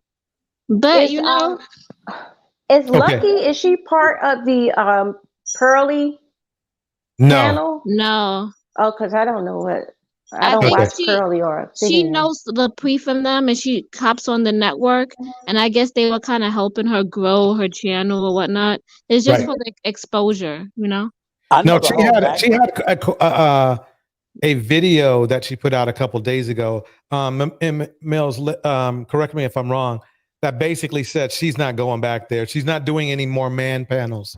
Yeah, the that's whole what she said. background That's on what she said. Lucky. Yeah. Which I thought was very smart, because why go somewhere where they're just going to disrespect you anyway, especially in the, in the DJ, manosphere. I know the whole background on Lucky and most of them that came up on there. Okay. And the only reason I'm saying is like Lucky, she's a young lady that I met. I didn't met her, but I've talked to her online. She's a nice, LA, West Coast young lady. She's smart, she's articulate, she's beautiful, she's this, that, whatever. She got into a messy back and forth virtual online relationship with a young man that I'm also very familiar with on the Midwest. He's in Michigan. Okay. And they became very as online intimate as you could become. And obviously they opened up to each other and they exposed themselves in a very intimate way. And they told all kinds of business that they probably shouldn't have told, but they did it. Again, Lucky's she's smart, but she also oftentimes too much opens herself up to the wrong people. And I think what happened was, in her quest to become YouTube famous, like most people do, she got herself close to Lapeef. Lapeef does this. Lapeef goes out and they look for attractive young Black women that they can bring up on their panel that they can use in whatever way they can. Lucky was one of a dozen of them. You had Kayla, you had Kay. It started with Tawana, Kayla, Kay, Courtney Michelle. The list is long. And all of these women come out there, keep thinking, oh, I'm going to be different. And they all get used. They all literally get used, abused, exploited, taken advantage of. But what I always say is they do it to themselves. They do it because they have the Kim Kardashian effect. Oh, I'm gonna make a sex tape. Yeah, you're gonna fuck the shit out of me and skeet all on my face, but I'm gonna become a billionaire. And the Kim Kardashian effect is it worked for her, but it didn't work for Black women. But you can't, be specific though. You can't say that about her because you just said that she didn't meet anyone offline. So it's not, let's just be specific about who we're talking about. And let's be careful about what we're talking about because none of this stuff, we just don't want to be associated with a lot of foolery. Yeah. So yeah, let's just be mindful about what we're putting out. Okay, keep it rolling. Why do we constantly give out unsolicited advice when nobody asks us for it? Why? Well, to be honest with you, I believe people do this because of this yearning to be heard, yearning to be seen. See, it's funny because he did the same shit when he came on our channel. It's these hypocrites. They Exactly. He was twerking so hard. I mean, yeah. I mean that's why I have. I mean these red pill dudes. I'm sorry. I just have little to no respect for 90% of them. There's a couple here and there. You have a lot of people who are not experts in a particular field, but have all the opinions in the world. Because And it's funny because they're not experts either. Neither one of them. and they don't know what people are when they love to talk about who's not an expert in the field, but they don't know who people are because there are quite a few experts in the field that just don't even expose who they are. I Right. know some of them. Yeah. in the real world, no one will listen to them because they're not credentialed. But I will admit, I think that we as Americans, we have freedoms. And like you said, we also have the freedom to give opinions, even on topics that we know nothing about. I think that's the beauty. Sounds familiar, sir. You know something? I think I'm going to do a little mix, but he's not high enough up on the to put high enough on the totem pole to really put that much effort into. Please don't. Please don't. Yeah, but he's not high enough up. So of YouTube, and honestly, if the audience understands that this person is not an expert and continues to listen, I can't knock the content creator or the panelist for doing that.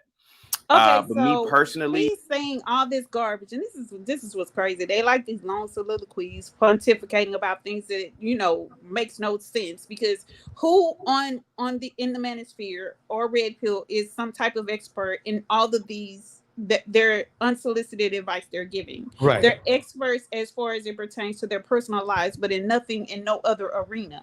You have this guy who said that he was an image consultant giving dating advice. So can these men please miss us with all this foolery that they're doing, trying to sound intelligent and this lackluster ideas that they have and reasons for the reasons they do what they do?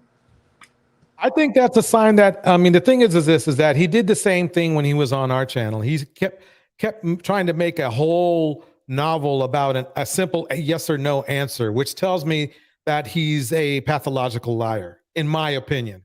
I'm not saying every single thing that comes out of his mouth is a lie, but what I'm saying is that he's making up a story and then he might tie in a little bit of truth with it here, but most of it's pretty much a lie. Because he himself doesn't know what he's talking about. I'm not listening to anybody give advice on math if they are not a mathematician or in the sciences. But in terms of relationship topics, in terms of social topics, sure, I'll listen to someone who's not an expert. But when it comes to something hard, no. But that's my little... See, he's trying to come off like he's an expert, but he's not. He's not an expert of anything. He can barely keep his own temper. He can't even run himself. So how's he going to run somebody else? We saw what happened to him. He's all named. He literally was acting like a 13-year-old in our chat. Name calling. And it's funny. Okay. So he's a dating coach? No, he's some type of he calls himself a conservative he's an commentary. agent of chaos. Yeah. Agent of chaos, yeah. But I don't know if I'd even give him that much credit for causing chaos. a couple mute here. His name is Chaotic Truth, so he's an agent of chaos. It should be chaotic lies, really. Yeah, he talks about stuff like, we should have 2-parent households, and he's like more of a manosphere. He sticks to those old term things. Yeah, I mean But that's what bothered me about him. It was he was too Captain Obvious to me. It's like, no shit, water is wet. No shit, dude. That's a kind of vibe I got from him. That's why we were quite impatient with him. Because he kept Don't saying dating coaches, aren't they supposed to tell men like how to treat women, how to approach women? Aren't they're not supposed to constantly like crap on a particular group of women or crap on women all day? Aren't they supposed to teach guys like what environment and where to approach women and how to act and like how to dress? Like, I don't understand this. well, I guess the best thing to say is they're self-proclaimed coaches. Underline the self-proclaimed part. Anthony Nelson says, "Who's unattractive?" Well, we're talking Pearly Things is unattractive. That's for one. That's for sure. But yeah, so let's keep it going here. Take on that though. Yeah. And I have so many different pet peeves, man. And this is just one of them that really grates on my nerves, man. It's like, if I don't ask you for your professional opinion, checkbook in hand, there's Okay, they're just bullshitting. Jenny in the house is saying, Jenny Michelle in the house. Hey, everyone. Hey, Jenny. It's good seeing you. Okay, Siobhan's in the house and Anthony is in the house. Let's tackle this real quick. I have returned. We should have 2-parent households. Yeah, but this, racism should be No, gone. we should have Get away 2-parent from it. households. Thank you, Right. Captain Obvious. Yeah, Oh, God. I mean, yeah, I agree. I agree. There's no There's nothing profound about that statement. right. So let me keep going. reason for it. All right, so I got that out of my spleen. Okay. Let's get right to the main event here because everybody's here wanting to know what's up with that. Now, your situation happened before Just Pearly Things burst into the Black manosphere, in and around the Black manosphere. Your situation happened almost to the day. April 16th. April 14th. Yeah, it's April 7th, 2023. This whole thing went down with you April 14th, 2022. And what I'm talking about here is a very unfortunate incident about that happened over on the Lapeef Network show. And this is the show in which you were accused of sexually assaulting a lady. Oh shoot! I'm on the other platform so I can do the bullhorn. Wow. Wow. He was. I'm surprised. I'm not surprised at all. You guys know. I'm sorry. I think like 90% Sinji. All these dudes are creeps. I just think that way. And the sad part is I'm always right. Wait, so he said a year, almost a year to the day, right? Right. So he said he's been married for how long? Did he say a year and a half, or how long did he say he was married when he came on here? It was over a year, right? Yeah, that's right. Interesting. You know what's interesting about this too is that, see, women who dabble around in the red pill, they're not going to be very Karenish because the men that are around them are the most misogynistic, creepiest dudes ever. Okay. So if he got accused of that around the women that are the most tolerant of that, you see where I'm going with this, right? Mm-hmm. He did that shit. And oh man, this is what they do though. This is what they do in this red pill system. They cover up for SA dudes. They do. Over the internet. Virtually. Via the internet, yeah. Well, and this is the thing. Listen to how he's minimizing, because I want to make it crystal clear. You can be sexually harassed and you can be sexually assaulted virtually. So there are things that you can do if you're putting out someone's private pictures that they sent to you, and you're using it as revenge. That's an assault. So I like how they're playing with these words and saying virtually and all that other stuff as if it can't happen. Exactly. Let me put that there. Download the whole thing is moving so damn slow. So I'm gonna see if I can just go ahead and get this directly from the video itself feed. I don't prefer to do things that way, but nevertheless, we'll do that and go to the appropriate timestamps, and then we'll take things from there. But yeah, it was really bothersome to me how that whole thing went down. I remember it very well. Yeah. I decided not to say anything about it at the time, but since then, yeah, we've had a situation with Just Pearly Things. Yeah. She bursts on the scene in the Black manosphere, that is. And somehow it comes out that she had, and I'm using the phrase, me too, the Black man. When I had her on my show last year, it was Halloween night, and a number of lovely ladies called in to confront Just Pearly Things about this. Yep. That's right. Sexy Red was one of them. And it wasn't really a confrontation because he wouldn't let it go that far.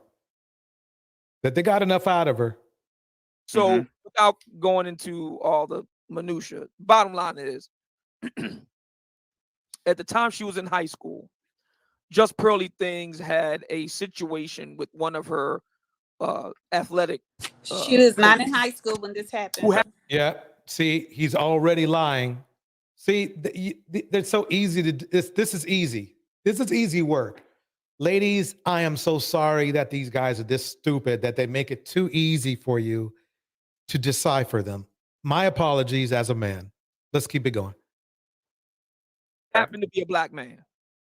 Oh, and a situation developed that was on his part, unprofessional, unethical, and illegal. And he wound up. No, it wasn't unethical. It wasn't immoral. She was a grown woman. She went willingly, and if he did whatever he did, that's something different. But don't make it as if she was a child in high school under his tutelage, because that wasn't the case. Exactly. His job. The Black women that called in at that time were making the case that Just Pearly Things got a Black man fired. No, it really, and hey, this is very important. This is very important for everybody in the red pill system to listen to. It wasn't the Black woman that made the accusation at first. Not your boy is lying right here. Your boy is lying. It wasn't. Oh shoot! What did I just do? Okay. All right. Before I even start this. Let me go back. All right. Before I even start this video. Come on. Okay. All right. Before I even start this video. Okay. I don't know what's going on here. I'll save it in a minute. But anyway, it was some guys, some dudes. I'm not going to say who they were because I don't want to get them in trouble or whatever.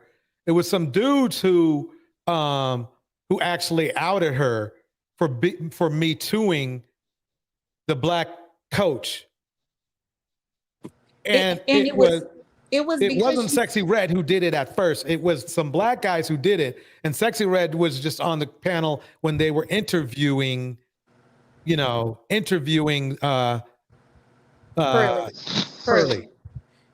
But it wasn't over. It wasn't merely because she Me Too'd someone. It was because she said she didn't believe in the movement itself. Right. Exactly. Let me go back here. Okay, there he is.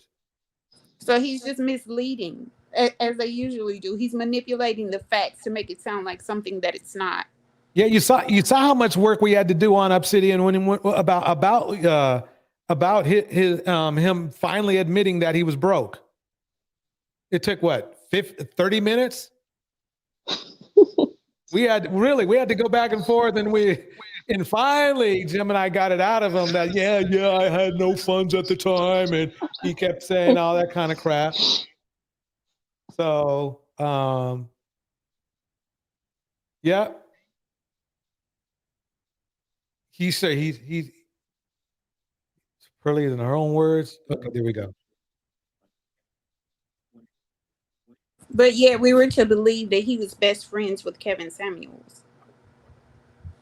And that Kevin Samuels was this super successful guy before he passed away and had all this money.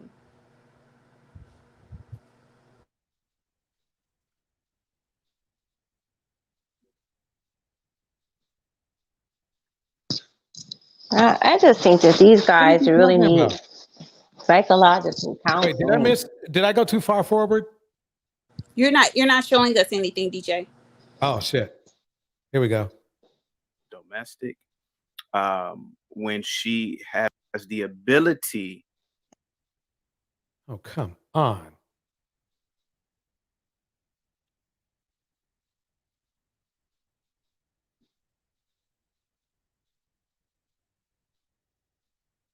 The ability to maintain a household, meaning that she's cooking, she's cleaning, she's providing nursery, meaning for the children. She's You're gonna have to go back dominate to where is it? children instead of Go trying back, to right? Go back, right? Yes. Okay. Damn, I have this shit playing just perfect. I see what happened. Okay, let me switch this up to HD. Somebody eating dinner? I know somebody eating snacks. Mute when you're eating. Mute when you're eating snacks. That must have been Krusty. Hey, Rico, are you still here? No, Rico dropped off. Oh, okay. Don't you first have to get a woman in order for her to do all those things? Like, it seems like these guys aren't getting dates, let alone a wife. Before you ask for those things, you need to be able to make provision for her. Like you need to be able to buy the things that you want her to cook. Like that too. These men just want you to not only show them, they want you to buy your own groceries, cook the groceries, and serve them, clean up after that, and then show that you're wife material while they do nothing to prove that they're husband material. Well, this panel is They're showing delusional. me why, because you've got these no telling what these women are doing out here. Talking points memo number 3. There we go. Are Black women a good investment? No. Where is the Wait, DJ. Was he going to explain how he got into what? Are we going back to his situation, or are you just fast forwarding beyond that? Yeah, that's what I was trying to check. Oh, okay, because that sounded like it was after. After, right? Yeah. Hold on one second. I'm going to try to bring it up on my other box. Go ahead, lady. Finish what you were saying. Why he does Oh, okay.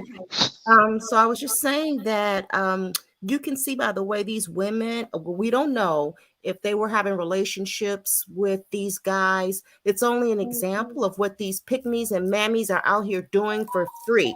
So no wonder so many of these guys are running around saying, I expect this, that, and the other. It's probably, I'm sure there are some women out here who are doing things expecting that they're going to get wifed up. And, probably it's not happening, or like being forever fiancés and that kind of thing. So if you don't make demands, if you don't set your standards, you're not going to get anything. Right. And it's sad that a lot of women are falling into this idea of them proving themselves to these people who have these low quantifiably low numbers in marriage rates. It doesn't make sense. It's not making sense. And it also doesn't make sense that you're talking to these guys on a daily basis, but you're not getting it. Like, what aren't you getting? If these guys were as upstanding as they say they are, they wouldn't need to be on the internet finding women here and there to do these things with. It's just not making sense. And another thing that you need to see action. Like, you need to have something tangible that shows you the person's work. They need tangible work. You need to be able to see that.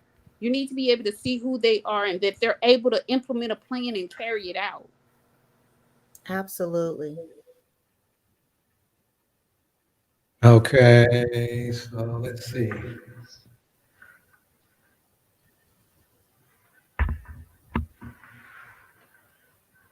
Let me mute this for now. Okay, check 1, 2. That does not sound good. Hold on. It's echoing.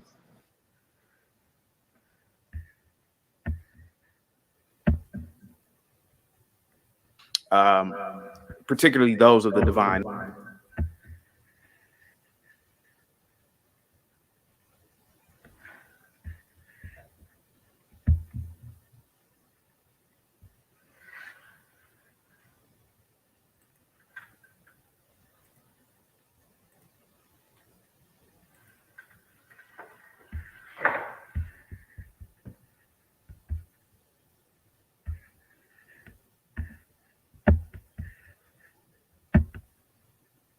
Nine deltas, AKAs, and they're not perfect either. But what I'm saying is that a Black woman is only good on investment when she is domestic.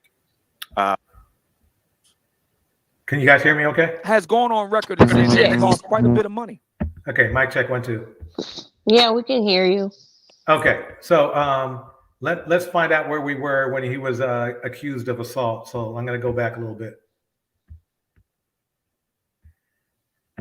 Over and over again. Black Lives Matter. Okay, we didn't hear that. They have no power over industry. And oh, come on. Every night. My bad, that was last night. Standing and righteous women. Was when I was younger. And a lot of Black men giving out advice, unsolicited. Okay, I remember that. Stance regarding Me Too. Job, you Black men, meaning me, other brothers in the Black man. Job, you Black of sexually assaulting a lady. But I will admit, I think that we as my nerves, man. It's like if I don't ask you for your professional opinion, checkbook in hand, my nerves, man. It's like if I don't ask you for your to be honest with you, I believe people do this because of this yearning to be heard, yearning to be seen. You have a lot of people who are not experts in a particular field, but have all the opinions in the world, because in the real world, no one will listen to them because they're not credentialed. But I will admit, I think that we as Americans, we have freedom. Women know this, obviously, right? They know that they're never going to build sky. You're never going to get a whole bunch of women to job. You Black men, meaning me, other brothers in the Black manosphere, were picking up a Black woman that got a Black man fired. Yeah. Okay. I was of sexually assaulting right there, a DJ. lady, over the internet. Via the internet, yeah. It was very unfortunate. I'm trying to download the whole thing. It's moving so damn slow. So I'm gonna see if I can just go ahead and get this directly from the video itself feed. I don't prefer to do things that way, but nevertheless, we'll do that and go to the appropriate timestamps, and then we'll take things from there. But yeah, it was really bothersome to me how that whole thing went down. I remember it very well. Yeah. I decided not to say anything about it at the time, but since then, yeah, we've had a situation with Just Pearly Things. Yeah, she bursts on the scene in the Black manosphere, that is, and somehow it comes out that she had, and I'm using the phrase, "Me Too" the Black man. When I had her on my show last year, it was Halloween night, and a number of lovely ladies called in to confront Just Pearly Things about this. So without going into all the minutia, bottom line is,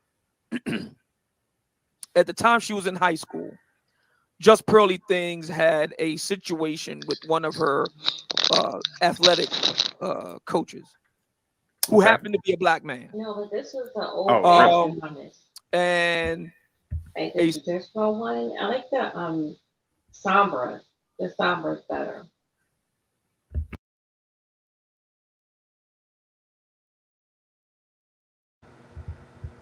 Keep going, DJ. A situation developed that was on his part, unprofessional, unethical, and illegal, and he wound up losing his job. The black women that called in at that time were making the case that just pearly things got a black man fired from his job.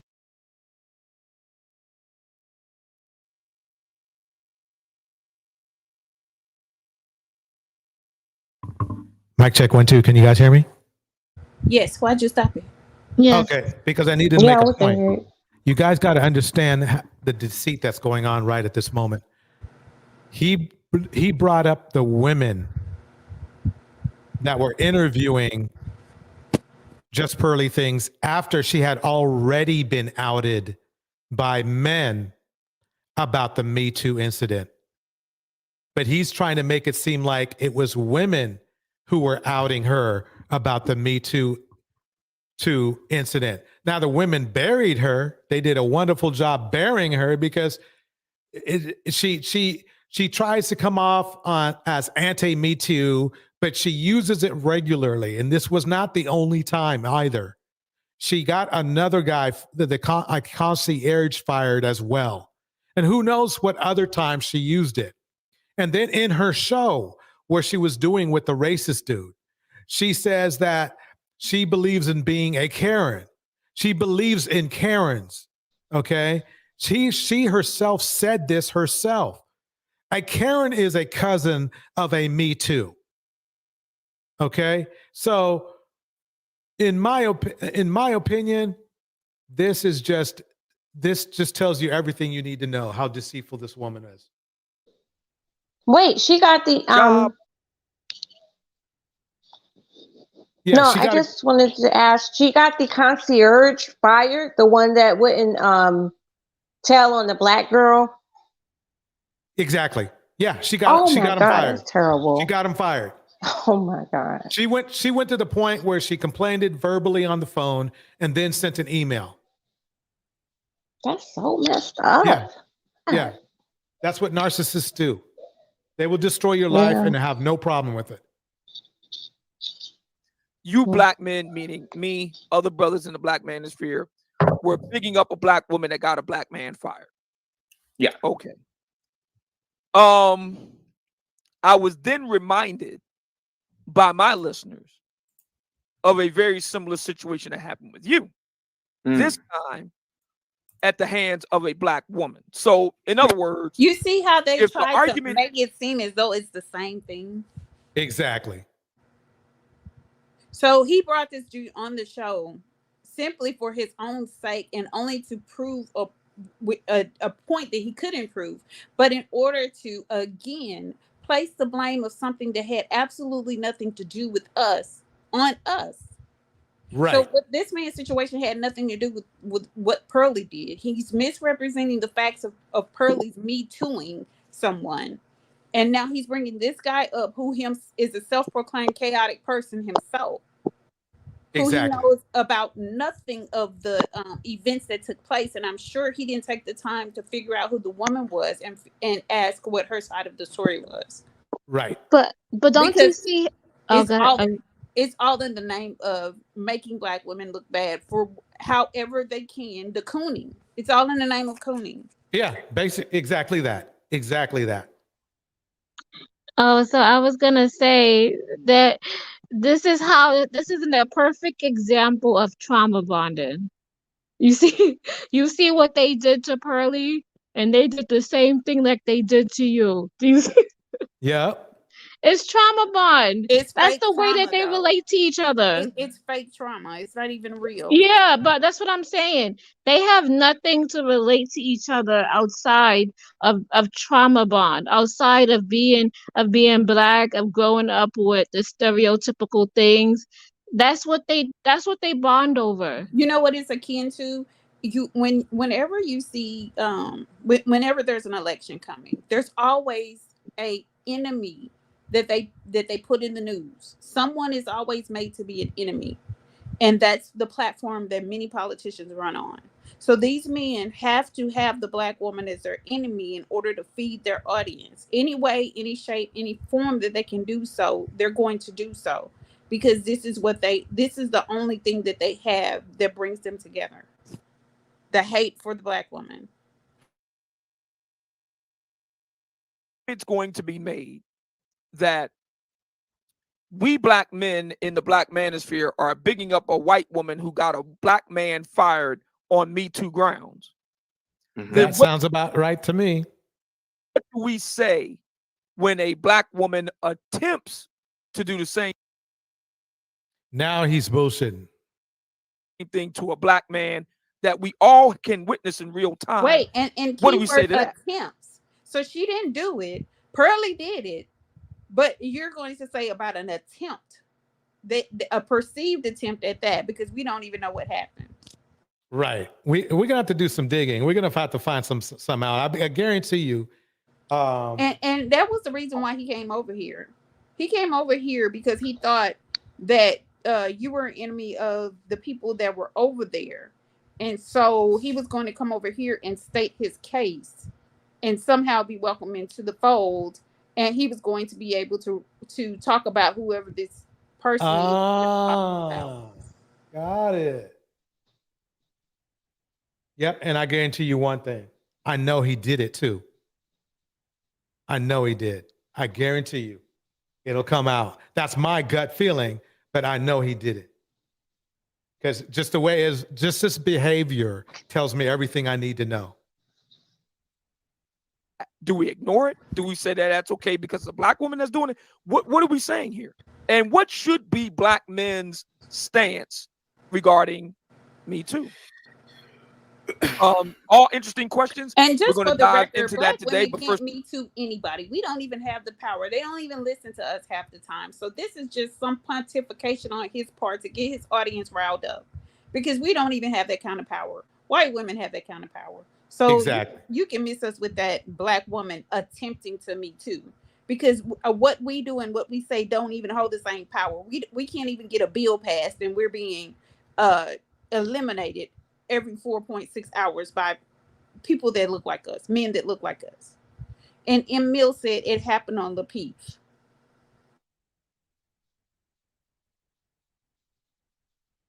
first, let me get this first catch of the day out of the way. My man, the Art of Will. Yeah, it just bothers me how these creeps. I mean, Gemini, you remember that other tape you sent me of that other YouTuber, the one that was so disgusting we couldn't even listen to it. About what's his name? Game Lame Changer.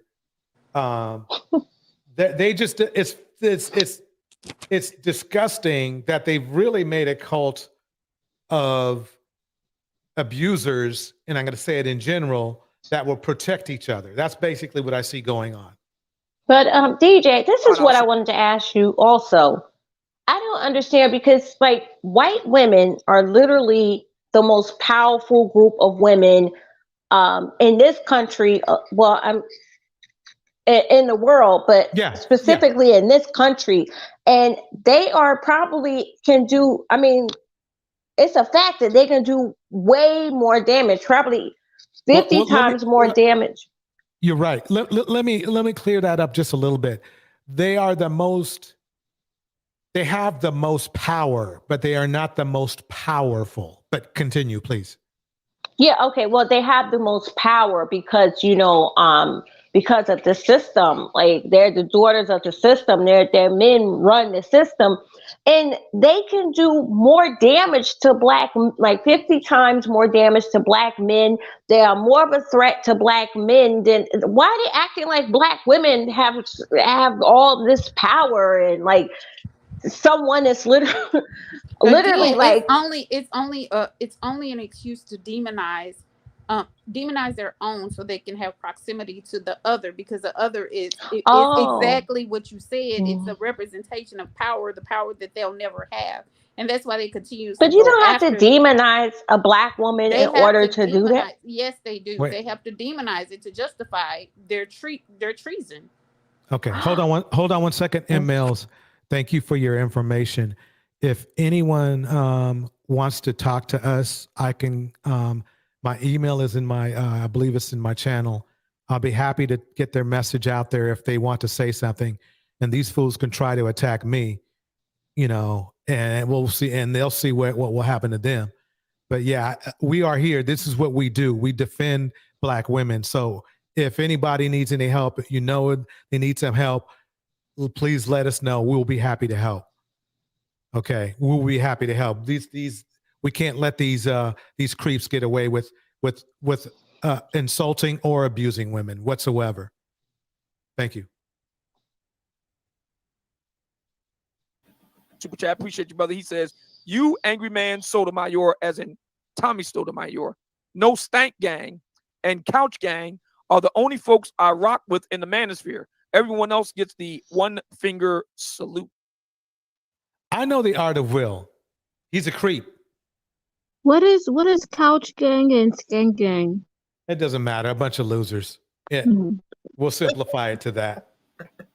I mean, really, everybody. I mean, but on that look list, at that. I mean, look at that. No stank gang and couch gang. Like couch gang is the name. I mean, just think about that. I mean, I'm telling you, it's like, it seems like every time I see somebody, I remember them being a creep. I just remember them doing something creepy.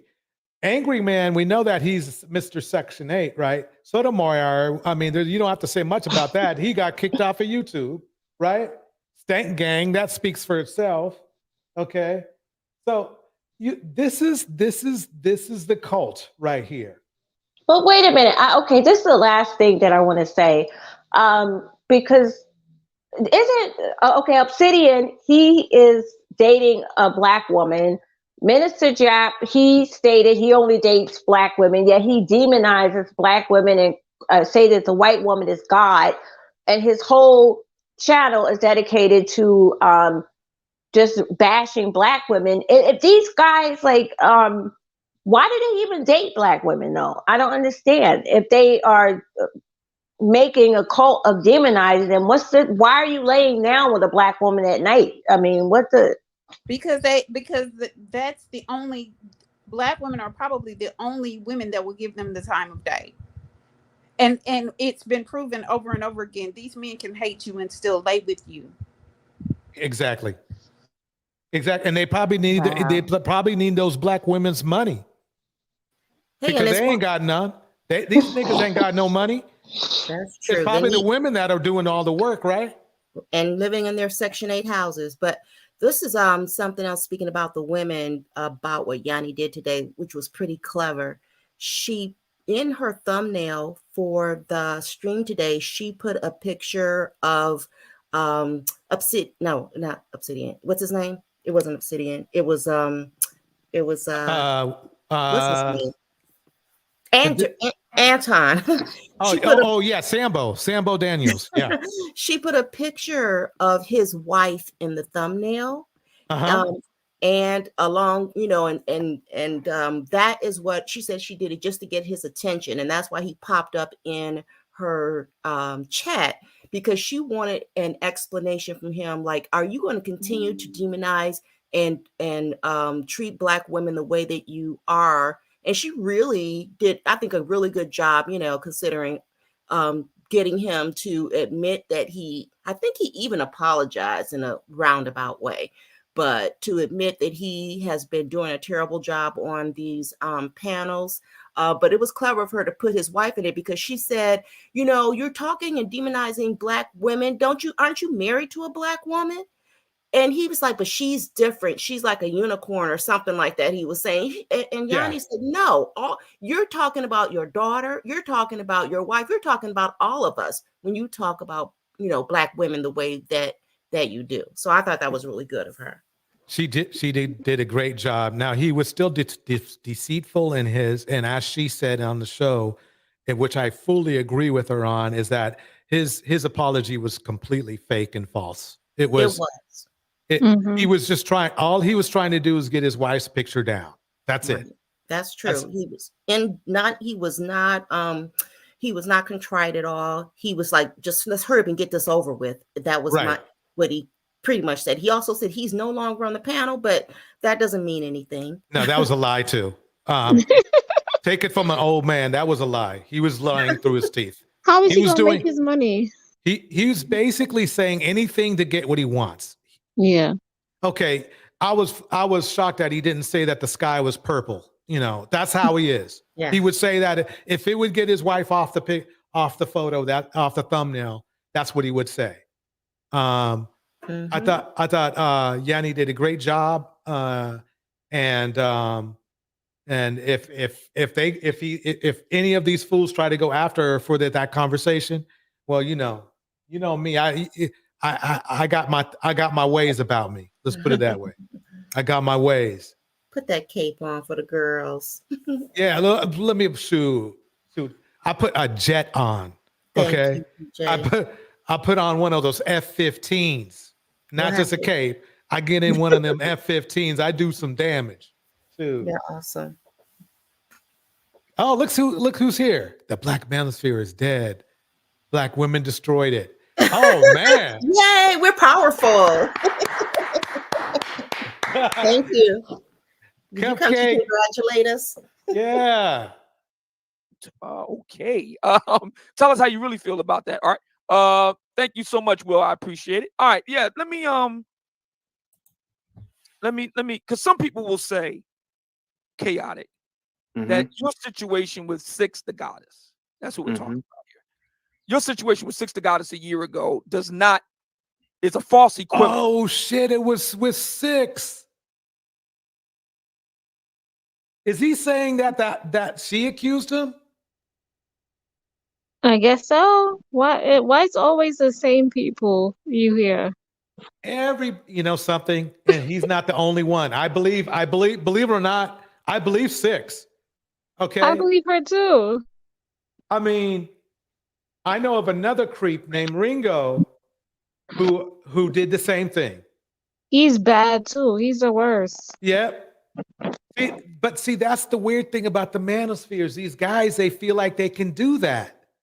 They feel like they can do that. So yeah, now it's like, okay, everybody, now I know. Before I kind of knew and I kind of had my gut. Now I know. Because if Six was one of them, and I guarantee you there's more, okay? Because these guys can't help from doing this. I guarantee you there's probably about 2 other women he's done this to. Well, how far did he go? I mean, was it no? If it's touching? verbal is enough. Okay, that's what I want to know. Was it verbal or was it touching? Right. In the house, Camo is in the house. Cupcake is in the house. Act Natural Under Pressure is in the house. And Bucky is in the house. Everybody, thank you for coming through. This is the thing. Creeps, and the thing is this. I would have expected this to happen. This is a perfect example of why Cynthia G thinks it's the way she does, is because look, it's just the way these guys are. If they're not, they just get creepy. And it's like it's always right. It's always right. It's never like I've never yet seen a guy in the manosphere be accused of something and it wasn't. You see what I'm saying? I do. It's the same. It seems like every time it's like people be going, well, oh you down with Cynthia G? Shit, I don't have to be down with her now. You guys have convinced me yourself. And every time you do some shit. Right. She says she's not a divester, but this is something the divestors say. You better hope that this system holds up and the white guys stay in charge of things, because if you put black guys in charge of things, you know what's going to happen. And this is what Cynthia says is going to happen. Look at these guys at the top of the food chain, I guess you would say, of the black YouTube. And I don't know if those women get paid to get on those panels, but nobody should be subjected to that for free, especially. But this is just all crazy. Yeah, I mean, it's the thing is this. You got to remember this. Six the Goddess, okay. She gets men asking her out on dates all the time. We just know that, right? Married or not, I don't care if she's married or not. It doesn't matter.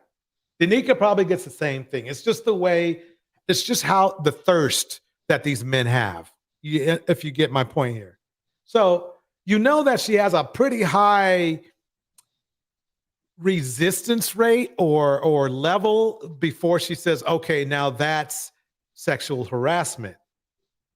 Okay, more so than probably anybody else, because she knows. You're making assumptions. You're making assumptions. Why would you say that? No, the point of the matter is remember, she's getting most of her money from creeps. And there's a certain level of what I would call patience you have to have with that she knows she has to have. So if this guy went beyond that, we know he's a creep. You see what I'm saying? Because she already is dealing with creeps. Okay. And she's being patient with them. She knows, okay, look, it's a part of my business because, I'm on here, I know these guys are lonely. They're going to say some stupid shit. But this guy probably went so far that he said something even just like, okay, that's it. I've already been patient, but now you've gone far beyond that, dude. So yes, I'm going to out you. And that's what she did. I get you. Yes. But DJ, any woman, these guys are so thirsty on YouTube. Any woman can put her picture out there or make a video, and these guys are trying to holler at her. Like, it doesn't matter what the woman looks like. Right. Exactly. Jessica X is a great example. She's just an avatar, and they've been throwing money at her for years. Yeah. Because I know, like, this other that used to be on that channel. The person put out a picture, and these guys like try to holler, and she's like so like really below average. And then there's this another person. It's like people, you could be below average, you could look horrible, and these guys. That's why you don't need to be putting your picture or making a video if you don't want the sexual harassment, because these guys are so thirsty. Exactly. That's why it's like this is quite a different situation if Six was one of them, because she's already got a high tolerance for this bullshit. I guess I'm trying to define that just in case I didn't. So for him to go beyond that tolerance, this guy is not just a creep, he's a super creep, because she already knows how to deal with the creeps. This guy went so far, okay? He went so far that even she had to say, okay, this is unacceptable. But let's listen and see what more they have to say. To the Just Pearly Things incident when she was in high school. She's now 26. So we're looking at an incident that's at least 8 years old. At least. See how he's trying to play that off? Seeing how he's trying to play it off. Oh man, we are going to have some fun with this. Yes, because it couldn't have been 8 years ago. She was out of high school when this happened. Right. She was in college. Right. But he's ever since we've watched this, even when they were interviewing, when Sexy Red was interviewing Pearly, he tried to distort the timeline. He knows the power of a timeline. I will say that for creepy old man here. But he likes to distort the timelines in his favor, or the favor of his defendant, which is this creep right here. I am so glad we roasted him. Gemini, good job. Everybody who was in here, good job roasting this nigga. I would have been mad to find this out after the fact, and then we had gone easy on him. Nevertheless, and none of us were a party to those events. None of us witnessed it.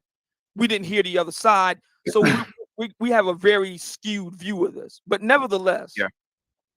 So he's trying to throw in Six the Goddess, it sounds like to me. Please correct me if I'm wrong.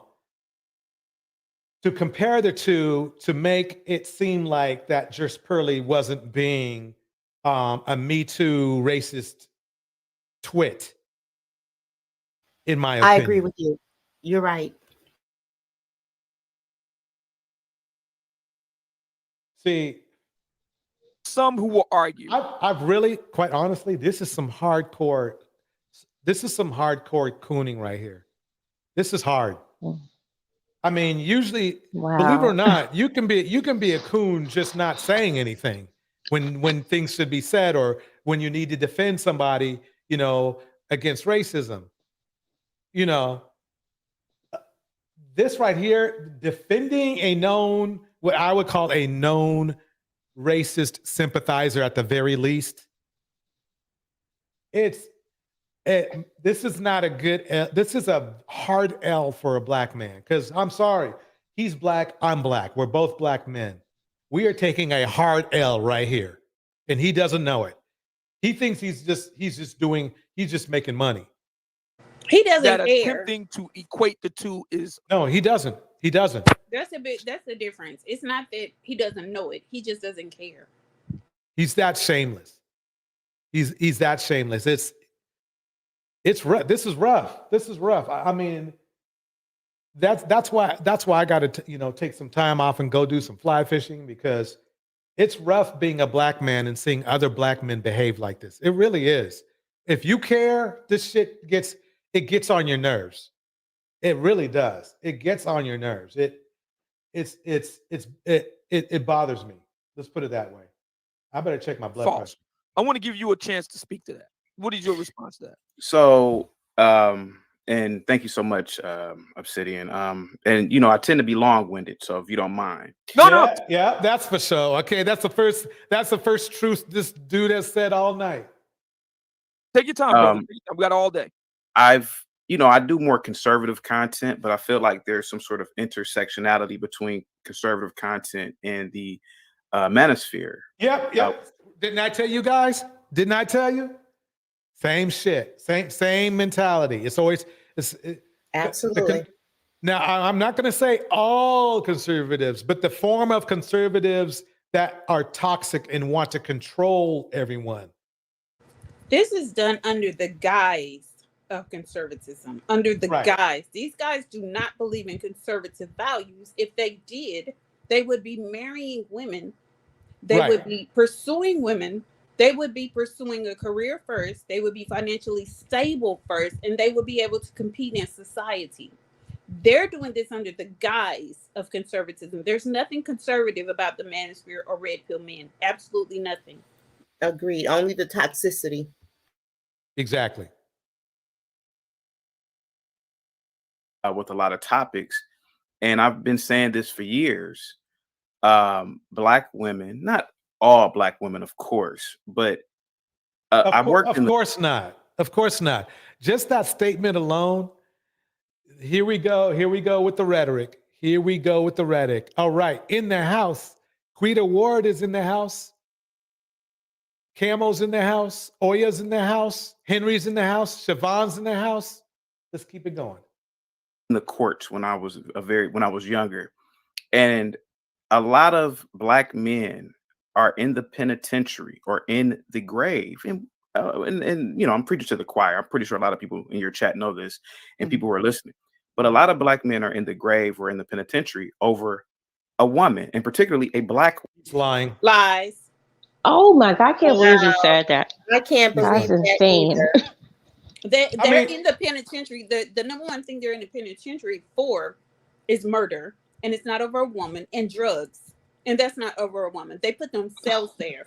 Right. And it's amazing to me that these men are the ones that are always hollering about accountability and taking responsibility, and they never do. It's always someone else's fault. Exactly. And they're usually the ones putting a woman in the grave. It's not the other way around. That's crazy. Yeah, this and the number one reason, the number one cause of death for black men is murder. By whose hand? Another black man. Right. Woman. Black women, like most women, have no real power. They have no physical power. They have no political power. They have no power over industry. You just lied again. I can't tell. They act like it. No, see, he just lied again. And what I'll say is this. There are 2 Georgia seats that were taken by Democrats because of black women. So you can't say that. He's saying that because he's basically a white person, a white racist person in brown skin. That's what he is. Well, in all honesty, by and large, we don't hold that type of power as black Right. women. White women hold more of that power than we could ever think about. Right. That is But true. it seemed like he had to try to convince himself that that wasn't true, because I think they believed otherwise. The way he said it was black women have no physical power over men. They have no political power. It was like he's trying to make himself believe that, but he really feels like black women have more power than they really do. That's my opinion. Uh-oh. Okay. And it's been like that since the dawn of time. Now, I don't know if people are Christian, Muslim, atheist in the chat, but if you're atheist, 100,000 years ago. If you're Christian, 2,000 years ago. Whenever you believe man first came on this planet, women have always been lesser to men. And it's not anything to say that they are inferior. It's just that is just the nature of the human being. What's funny is this dude is inferior to pretty much everybody in what we have in the chat right now. It's funny. It's fun. Let's and you know they love playing with semantics, just like this in the chat. You to say that men aren't in prison related to women is disingenuous, sir. Yeah. Nobody's saying that no man is in prison due to some woman, but by and large, it's the man's fault that he's in prison for doing something stupid that he did on his own. Well, and let me in prison because they're jealous. And they went into a jealous rage over a woman, and that's still not the woman's fault. That's his stupid fault. Right. The woman did not force the man to pick up a gun or to steal or to cheat or to lie or to break these laws. Or to abuse somebody. Right. Or to abuse somebody. Men did that on their own when they did not have to. So that's one thing that needs to be made clear. So women know this, obviously, right? They know that they're never going to build you're never going to get a whole bunch of women to build roads and skyscrapers and to be police. You know what's sad about this? Remember, what was that movie that the black women who helped put the men on the moon? Hidden Figures. Hidden Figures. Doesn't that kind of like work against what he's trying to say here? Not only that, you can't get black men to build roads and build skyscrapers. I mean, let's just be real. They aren't doing it either. So to point out that black women aren't doing it means absolutely nothing in the face of men that don't do it either. Right. Oh, God. Say it again, Gemini, please. Police officers and to pretty much do the hard things in life. So what women do know. Police officers? The hard things in life. Okay. They police officers? The lies. They're police officers. Yes. I know he's not talking about military people because black women make up a large percentage. That's true. Yep. That they have power over the vagina. I don't know if I can say the P word over here, Obsidian. I just want to be respectful of your panel. Can I say the P word? I told you. I told you he was going to go pre. What about the P word is good enough? Peace leave. There it is. Okay. I told you. There it is. So all that shit about him, oh yeah, I got me too'd by six goddess. I'm so conservative, but I want to know if I can say the P word on your. Right. He couldn't wait. He couldn't wait to get it out. He couldn't wait to get it out. He could not wait. He could not wait to get it out and make his creep buddies happy. He would have merely said sexual power. Okay. Right. It just shows you how he's faking being articulate. He's really not. Yeah. So they have power over the P sleeve. So whenever they activate the there you go. There you go. The P sleeve. Personally, myself, I think this guy is a piece of crap. I am so glad. He might be I am so too. Like everybody who speaks that way about the P sleeve. Like what the hell is that? You know who talks like this? Thugs. DL men, men who really who want to be women. Yeah. No, you know what? The reason I think these guys are buying sex dolls because like you ever heard of the it's like imitation vagina is called like a sleeve or something?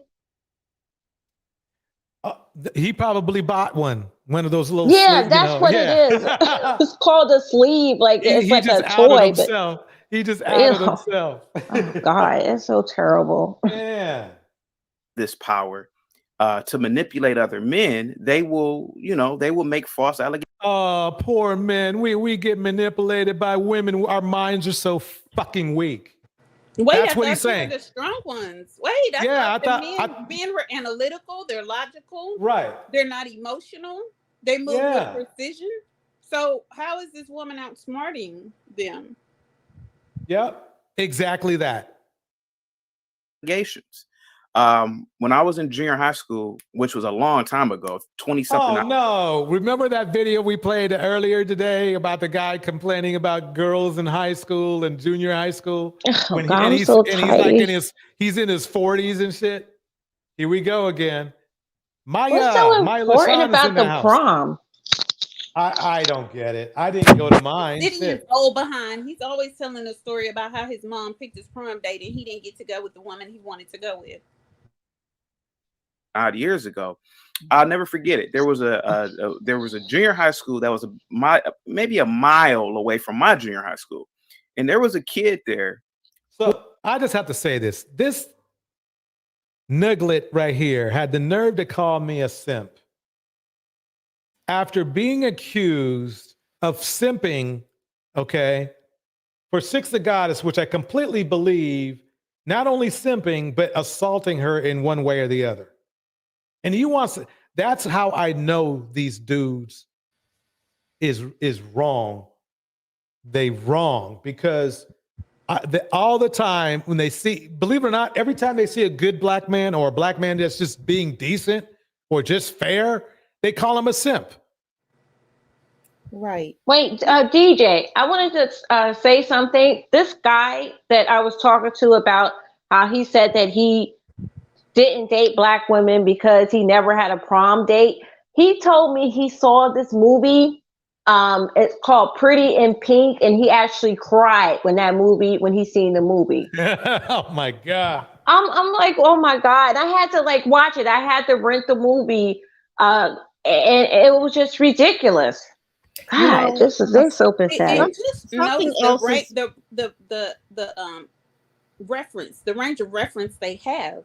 Listen to this. These men are adults, and they're still referencing things that happened to them. And if a woman did something like that, they would be all over her.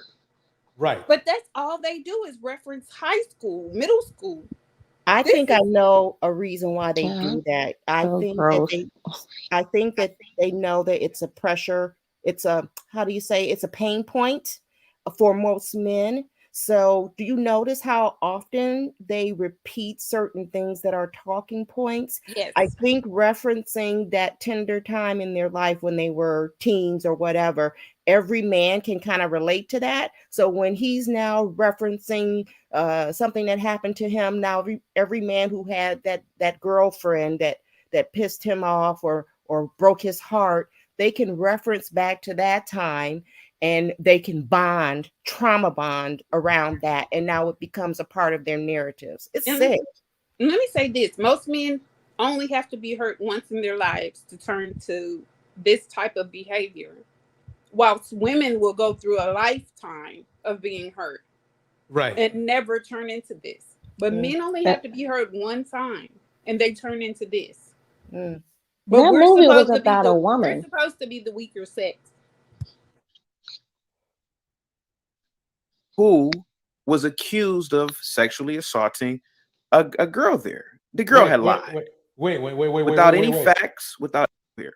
But they essentially, women know this, obviously, right? They know that they're never going to build you're never going to get a whole bunch of women to build roads and skyscrapers and to be police officers and to pretty much do the hard things in life. So what women do know is that they have power over the vagina. I don't know if I can say the P word over here, Obsidian. I just want to. Because see, that's what I was accused of when I went to the mat for court. No. Was he referring to the middle I wasn't school even really girl drunk as at the a time. woman? Wait, hold on. I'm trying to find that spot. We're having a conversation, just a typical conversation, no flirting, no nothing. A week later, God dang it. standing and righteous women, particularly those of the Divine Nine, Deltas, AKAs, and they're not. I'm not going to speak for him. I What's only really speak for going on, myself. DJ? Because see, that's what I was accused of when Okay, I here we went go. to the mat for Courtney Michelle for Denise. No. All I did was have a conversation with her. You're the bartender here. But they essentially stoned him to death. This isn't a foreign country, but women know this. Obviously, right? They know that. Okay. Let me just point out something for all the ladies in the house. Notice how they go over sexual assault allegations against themselves one time too many. That tells you everything. They are willing. They are telling on themselves. The only reason they're doing this right now is because they're in with just other men that can support them. DJ, we're going to have to let it play because I think he's like, after, this, let it play for a couple minutes because I think we're getting a couple of stories mixed up. Like, Got it. First I he was agree. telling his story and then now he's telling somebody else's story. I'm confused now. Got it. They're never going to build you're never going to get a whole bunch of women to build roads and skyscrapers and to be police officers and to pretty much do the hard things in life. So what women do know is that they have power over the vagina. I don't know if I can say the P word over here, Obsidian. I just want to be respectful of your panel. Can I say the P word? Yeah. What about the P word is good enough. P sleeve. Okay. That's good enough. Yeah. Okay. Yeah. Okay. Yeah. So they have power over the P sleeve. So whenever they activate this power to manipulate other men, they will make false allegations. When I was in junior high school, which was a long time ago, 20-something odd years ago, I'll never forget it. There was a junior high school that was maybe a mile away from my junior high school. And there was a kid there who was accused of sexually assaulting a girl there. The girl had lied. Without any facts, without any evidence, without any investigation. And this was a black girl. Her family came up to the school and literally, this is in America, by the way. They dropped stones on him. I'm trying to be careful here, but they essentially stoned him to death. This isn't a foreign country, by the way. This is in the Midwest in the 1990s. A lot of men have been accused of things because a lot of times women go unchecked. So whenever a woman gets mad at you, and a lot of times it's black women, they will lie about something sexual because they know that will get an immediate response from people around them. I've seen it in college. I've seen it in high school. I've seen it even in my adult years. Whenever a woman, typically black woman, gets mad, it's something sexual. I'll give you an example, Obsidian. Many years ago, me and a buddy of mine used to go to this bar. This is so sad. It's becoming too much because let's be real. And I'm real pissed off right now. Let's be real. Black women have been silenced as far as sexual assault has been concerned since we came to this nation. Black women have protected black men so they wouldn't get killed for their treachery when they were raping children. So let's not play this game as if black women's voices are loud and proud as it pertains to being assaulted by black men. It is not the truth. And it's disgusting that they're putting it out there like that. As if these weren't the same ninjas getting their children pregnant. As if they're still not doing it. As if they're not celebrating girls who just turned 18 and showing up to high schools. All right, everybody. Absolutely. In the house. Carrie Rose is in the house. Siobhan is in the house. Oya is in the house. Camel is still here. Camel says this. He didn't even want to admit he was African over over here, so definitely won't admit sexual assault. Exactly that.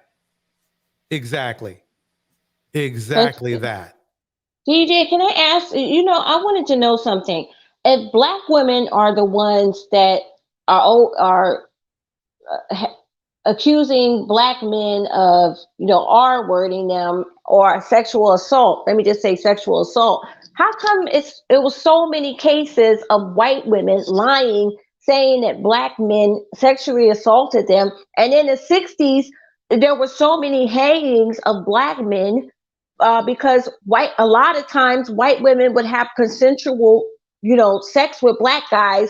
And when they got caught, they would say, oh, well, he R-worded me. And that would lead to a black guy getting hung, or they would have like an affair with one another, Right. and he would get. This is ridiculous. Right. I would call it. Wait. Hold on 1 second. I would call that getting Emmett Tilled. And yes, that is the derivative of a Karen. That is what Karen is all about.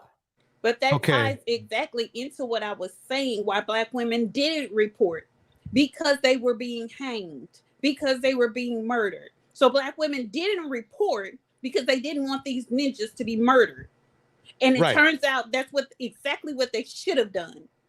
Yep. Well, don't forget the strategy here. The strategy is to minimize pearly things, treachery, which makes it even, twice as more bad. treasonous. Right. Exactly. This is so crazy. See, a lot of white women back in the 60s, they were willingly getting gang banged and everything by black. Now they do it. And the black guys are getting hung because of it. Now they have it on porn. That's the most popular porn that they have out there, the gang bang thing.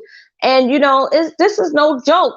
In the 60s, it was real. Like these guys were getting hanged and their private parts cut off, and they were like being barbared. Like basically, it was you ever heard of the word picnic? Yep. That comes from where. When they hung the black guy. Men, yeah. And they would burn them afterwards. Darn. See, that's why I say black men Negroes love pain. I don't care what I can't see how they could even say the things that they say, but let me shut up. I'm in the bar and I'm having a conversation. Oh, by the way, this gets much spicier. Trust me on that. You do not want to leave. It gets really weird later on. With the bartender, and I wasn't even really drunk at the time. Mm-hmm. We're having a conversation, just a typical conversation, no flirting, no nothing. Mm-hmm. A week later, same bar. I'm walking into the bar. This bartender, black chick, she's outside smoking a Black and Mild. Mm-hmm. It's about 5 dudes with her. Literally, Obsidian. I walked past and she said, "Oh, that's the dude that was harassing me." I said, "God damn." See, and I believe her. I believe her but I go backwards. Let me go backwards. The reason why I believe her is number one, his behavior in our chat room last time he was here. Okay. Number 2, the 6 to Goddess thing. 3, I believe Lapeef might have been a different incident. And now 4, he's talking about something that happened years ago. And listen to how he describes her. Outside smoking a Black and Mild. Right. I mean, he's setting the stage again, like they are. It's imagery. It's imagery. Like a lady said, it's imagery. Right. Surrounded by a bunch of guys. So kind of alluding to there's something else going on, but I don't know the rest of the story. So let's see.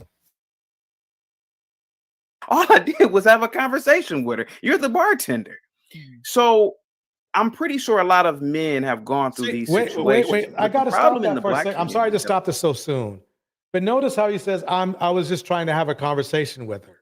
So he admits that he spoke with her. He admits that he spoke with her. Mm-hmm. Okay.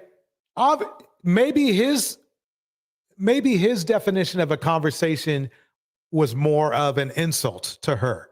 Right. Because you don't get to determine what I find offensive. Can I say? So I remember when I was in the Navy and I was on active duty, and it was my one of these higher ranking, and of course they were males, and they came into the bar, and he was with his homie, and all of a sudden I'm over here drinking, and he just decides to come up to me and start touching me. And then I got mad and started cussing him out. And then he was like, "Why is she mad?" It's like they don't understand what they're doing. Exactly. They're That's what it oblivious. is. No, they That's- understand exactly what they're doing. They feel entitled to do it. And how dare you deny them that right for them to do it to you?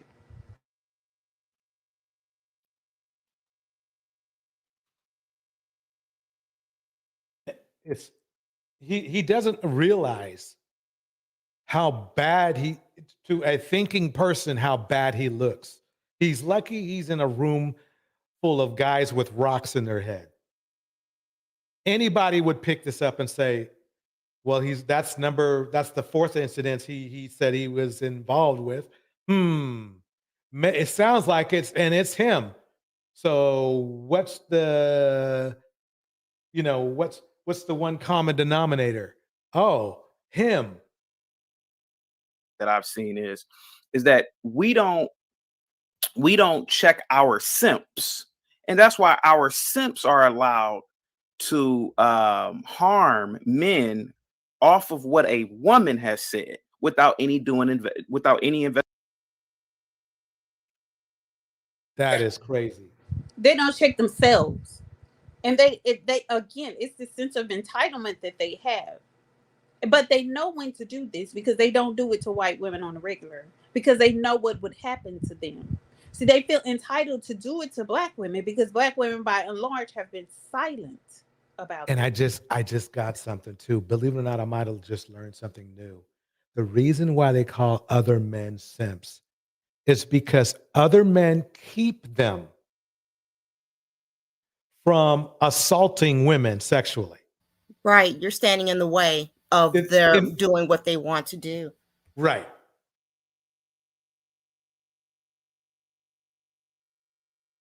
Investigation, because let me stop you right there, because you said we don't check our simps. No, we don't. Let me get these super chats, and I want to ask you a question about that. Absolutely. Yardley Moise says with the $5 super chat, he says, "Brother Ali, you've been sipping hard for JPT lately. I'm disappointed in you, bro. Shake my head." So what I would ask you, there we go. And he's going to try to clean that up. It gets, folks. Is that not checking a simp? Right. Isn't that person doing the super chat checking a simp? He sure is. Yep. Yep. See this is the math. What Obsidian is trying to do is he's thinking, well, I'm going to lose, some subscribers, but I'm going to gain back more coon subscribers instead.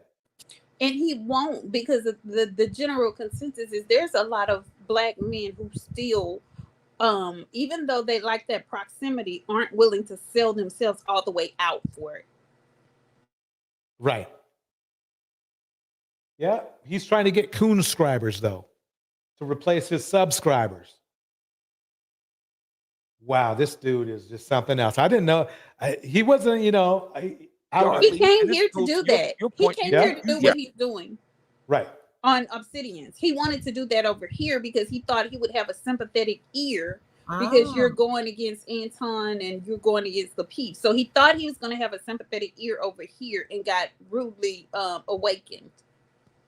That's for sure. Yeah. Chaotic. Yeah. Would it be okay if I was simping for a black woman? Because see, that's what I was accused of when I went to the mat for Courtney Michelle. Oh my God. These guys know how to spin some shit. I want to Maybe get you he go to the mat for her. Yeah. Does anybody know? But no. Well, she was going in, he goes to the mat for anybody who's going to spew hatred towards black women. Exactly. So you going to the mat for a mammy is just like you going to the mat for a coon. Right. So, I mean, it's of no effect. for Sansa. I was accused of simping for them. So is this a racial simping that you're talking about, Yardley, or is just simping in general? I need to get clear on that, because there seems to be the idea that I'm simping for Pearl because she's white. But how do you explain me going to the mat for Courtney Michelle, Danica Marie? Listen to this fool. You know, actually, the thing is that we don't care. The point of the point of the simping, the point of the cooning is that you're disrespecting Black women. We don't have to. You know, that's right. That's the problem. Let me kick a shout out for You Can't Get Laid. Thank you, You Can't Get Laid, for the Cash App. That was much appreciated. It's gonna finish off. I got some new upgrades in making this studio. That is actually a studio. So it doesn't take 10 years, you know. But thank you so much. But you mean your computer isn't in your living room? You mean your setup isn't in your living room, and you don't have to have contractors come in and don't give it away. They're coming. They're coming in on they're coming in on Sunday. Yeah, on Sunday. Yeah, but no. The thing is that he's just protecting his interests. That's what he didn't. He's not going to mat for anybody. He made it clear he's not down for anybody but himself. In fact, if he did go to the mat for them, it doesn't matter, because they're even now, because he threw them under the bus when he was trying to justify Pearly things. Remember in our live when he was there, he was saying, well, none of the other women wanted to do, wanted to get, pay $5,000 for Kevin Samuels scam, whatever it was. You know what I mean? So yeah, he's full of crap. Sansa, all of whom are Black women. How do you explain that? Let me get Roy K with the $5 super chat. He writes, you say the guy in Pearly's situation never gave his side. He gave a statement denying it on the Uncut Underground channel, and is exactly. Remember when I was telling you that he tried to lead us to believe that it was women who initially brought up the complaint? This is where it came from, was the Underground channel guy. He brought it up. That's where I got all my clips from. Legal action. This is the first time I've ever heard about this. If you send me along the information. Oh, this dude is, now he's lying, because when I was playing the clips back in the video that he was trying to defend, it had Uncut Underground all the way through the fucking video. This dude is fraudulent. I'll come back and address it, Roy K. The Obsidian Files at Gmail. Roy K, good job. Roy K, good job, man. You got him good. What he's going to do is, you notice how he didn't address you on the live, the live itself, because he didn't want to look stupid. Good job. Don't worry. We'll take it from here. .com. Appreciate you. Thank you so much for that. My man Jai Block with the $5 super chat writes, man, I can't even count how many husbands, sons, brothers, boyfriends, and male companions who died because they have crashed out for the sake of BFF. Appreciate you, brother, for that. Let me ask you a question. He can't count it because it's not true. Right. Because Anton Daniels. I want to get to the white girls. I'm gonna fast forward to the white girls. Hold on.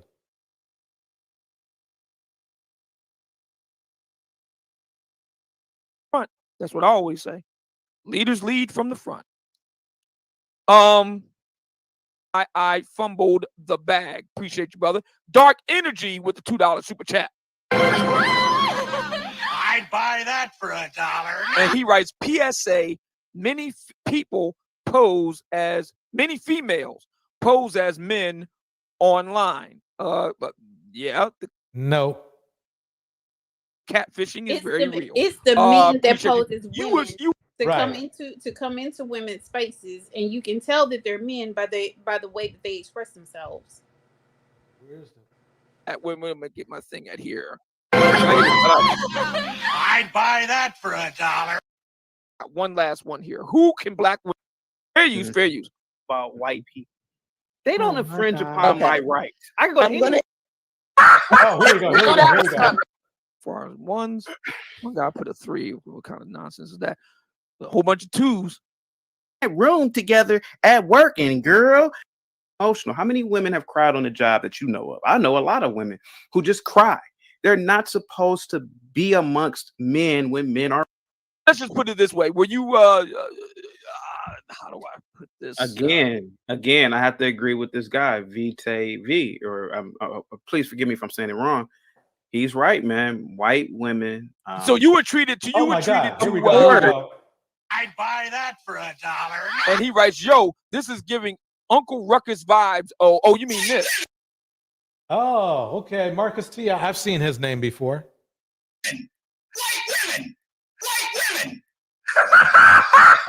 We knew that was coming. We knew this was coming. And that. Okay, let me go back a little further because I think that's when they start really starting giddy over white women. So when I hear black women say black men are the leaders, that means something different when Pearl saying it. When I heard Pearl tell me black men are the leaders, she was showing deference. That's funny because Pearl is the one who gets black men fired. Wow, he is too much. She was showing gasp. Where's my echo box? Submission. But that bitch has not shown any sort of submission towards any black man ever. She called her ex-boyfriend a boy. Wait, I'm confused. He said when black women call black men leaders, it sounds different than when white women call black men leaders? Yes. Jay, you're going to have to let it play some because it's hard to follow. But when I hear black women using that phraseology, I don't hear that from them. I hear if I'm unable to get black boys to an 8th grade reading level, it's black men's fault. I hear if I'm unable to lose weight, it's black men's fault. I hear if I make bad choices in my life in one particular area or another, it's black men's fault. Do you understand what I'm saying here? No, I don't. Does that make sense? No, it doesn't. Yeah, you have any response to that? Before you go, answer that, let me get my man Lee Williams, who comes through with a $2 super chat. I'd buy that for $1. And he writes, witchcraft means the art of seduction. That may be what you're talking about. Chaos. Yeah, okay, you confirmed it. Savage Red Recovery in the building with the $5 super chat writes, Six the Goddess is a very occultic name. Goddess worship goes back to Babylon. Something tells me that, yeah. Oh my God. Women have been using the name goddess forever, and just there are women that their name is goddess. This is merely a smear campaign, a campaign to discredit her, a campaign to discredit all black women, a campaign so that our voices won't be heard. It's buffoonery at its best, and it's just nauseating. This is extremely nauseating. Yes, it is. Yeah, dude, you just confirmed it. So Obsidian, can I say something to you real quick? Okay, very good. Very good. So your thoughts about how Just Pearly Things framed the leadership question about black men, the black manosphere, and how black women have framed it. Your thoughts about that? Again, when the devil made the white woman, he broke the mold. White women typically acquiesce power to the man. So do other races of women. They allow their man to lead. So do Indian women. So do Arab women. Was the devil created the white woman? I think that was a Freudian slip, but it's probably true, right? Exactly, because I don't even think he realized what he just said there, and the idiots in the chat probably didn't either. But the intellectuals understood exactly what he said. He just said the white women were created by the devil. Mm-hmm. Interesting. Are all of them like that? Oh, I gotta use this sound clip. Oh, he just nailed. Yeah, we gotta use this sound clip. Man, maybe not. But the majority of white women, Indian women, and other women, they allow the man to lead. They don't want to be dominant. And one of the reasons is that they don't want to take on the responsibility of responsibilities in terms of, okay, So again, he's saying that those women don't want to take responsibility and accountability for the hard things. But I thought Black women weren't doing the hard things. But now you're saying we do the hard things and we don't mind taking accountability for the hard things. Like, come on, Right. now. It sounds like to me, you can tell they're talking in circles. Yeah, he's not gonna like when he plays this part back. He's not gonna like it at all. If you're so dominant, build this role, build this skyscraper. Let's. You know, it's funny because I've seen Black women at my job do that. So next, build me an I-beam. Build me an I-beam, a steel I-beam. See, women don't want to do that, so they say, "Oh, you know what? I'm just going to allow the men to do that." But see, Black women want all the power. Wait, they building play it some more, please, DJ. But then if you ask them to do the real stuff, for some reason they ghost. They get ghost now. Okay, so what I'm saying is that just early things, she understands the Black. is not the real things. So he's saying the hard things are not the real things because that's what men are supposed to do, the hard things. So in other words, everything that men do is not the hard stuff. It can't be, according to what he's saying. Well, what's happening is this. In circles. He's not talking from his heart. He's talking from some talking points that he got from somebody else. That's why he's messing it up. What he meant to say probably was something about, oh, white women come from God. But he said the devil, which was, hey, okay, we'll take it. We'll take it. You can't I just wanted to, I had to say this, then I'm dropping back down. You know what? He said that Black women, white women and other races of women allow their men to lead, or they feel like their men supposed to be leaders. That's because white men and other races of men will not allow their women to lead. They won't let that happen. They are going to take the lead. I mean, that's like it's not going to happen. You're not going to lead over a white man or Asian man. They just I don't think that's true. And the only reason I say that is because a lot of them believe in partnerships as well. So there is no hard defined leader in a lot of different cultures. What I was trying to say is that they're not, white from other cultures, from what I've seen personally, I've experienced in my life, is that a white man, like particularly white, my fiance is basically white. He's half Portuguese, half Native American, and he is not going to ask a woman to solve his issues. He's going to find a way, any way that he possibly can, to solve an issue. He's going to take the lead. He is a decision maker. He makes the decisions. Like, I'm a bad decision maker. So men basically, they don't wait for women to do something. They believe in partnership, but men from other races, they believe in protecting their women and, but sacrificing themselves for their women and children. Not that, I'm saying that's good, but from what I've seen, they believe in that. Yeah. In those terms, yeah, you're right. Okay. Janice Too Alluring says, welcome Janice to the chat. Chaotic Truth printed fake STD results with his co-host Sugar Shay, who Tommy was messing around with. I assume that's Tommy Sotomayor.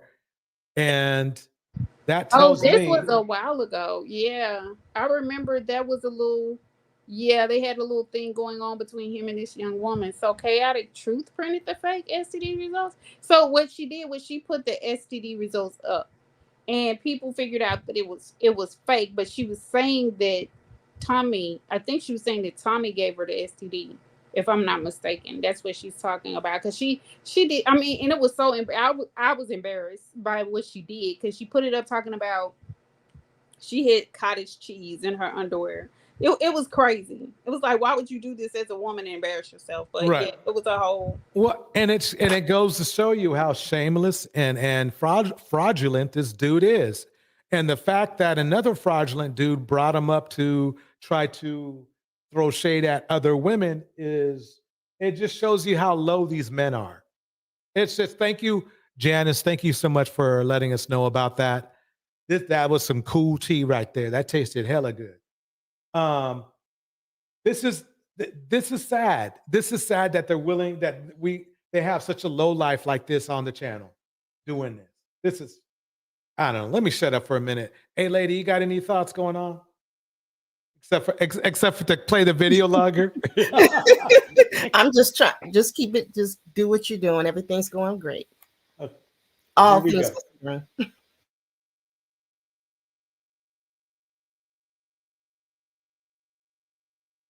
Black men more than black women do. Oh. And I feel like just Get out of there. Get out of there, chaotic. Yeah, Get and out. I feel like Six the Goddess and other women, they were jealous of that. They are mad at that. And they want to be dominant. But really, at the end of the day, white women, I've been with only now people will say I'm sorry I have to stop it, but I'm sorry. I knew you were going to stop me. I just couldn't help it. Hey, lady, I'm going to let you go first because I think you know what I was about to say. You take it. You take it. Go for it. There's not one moment or second Six the Goddess wants to be just pearly things. There's not 1 second. I'm sorry. Okay. I mean, don't get me wrong. Six the Goddess is one of our ops. We don't like the way she talks about black women, but oh my God. She look.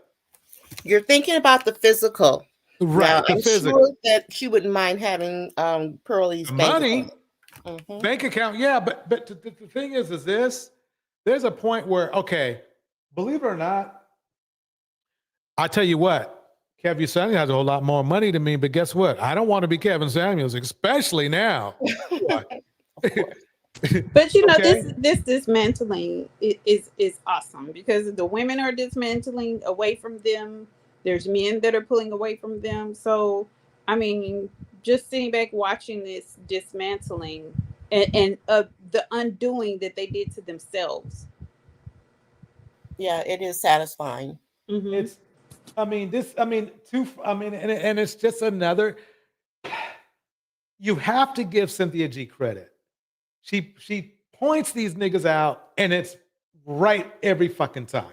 It's just right every time. It's just right every time.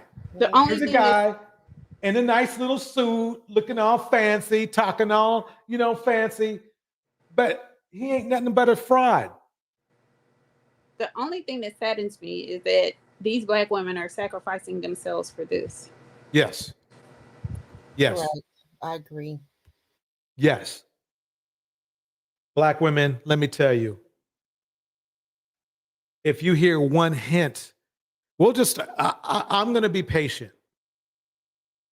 If you hear one hint of a red pill phrase out of these niggas' mouth, tell them you're going to the bathroom and get a cab. Please. Check, please. Yes. Check, please. Right. I'm Carlton, like that crazy woman said, but I've only been with 2 white women in my entire life. And I can tell you who called you caught? Six the Goddess, but I can tell you this. Goddess called you caught. That He is called to me say, Carlton. called it Yep. from Fresh Prince, the original Fresh Prince of Bel-Air, the real Carlton, not the new one. Right. And so what I'm saying is that just pearly things. And oh, by the way, I've been with only 2 white women in my life, and I'm telling you, it was like being in heaven because. Wait, so he's been with 2 white women, but he's married to a black woman. So why didn't you marry a white woman if it was such heaven? I'm confused. Wouldn't that make sense? If you found heaven with a white woman, wouldn't you marry a white woman?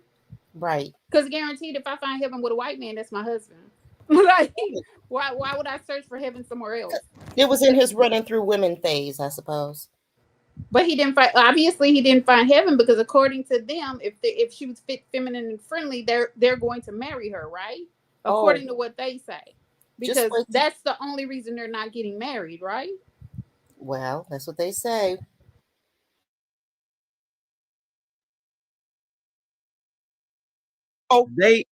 Because they bring femininity with them. What? And they do. I'm a dude and this disgusts me.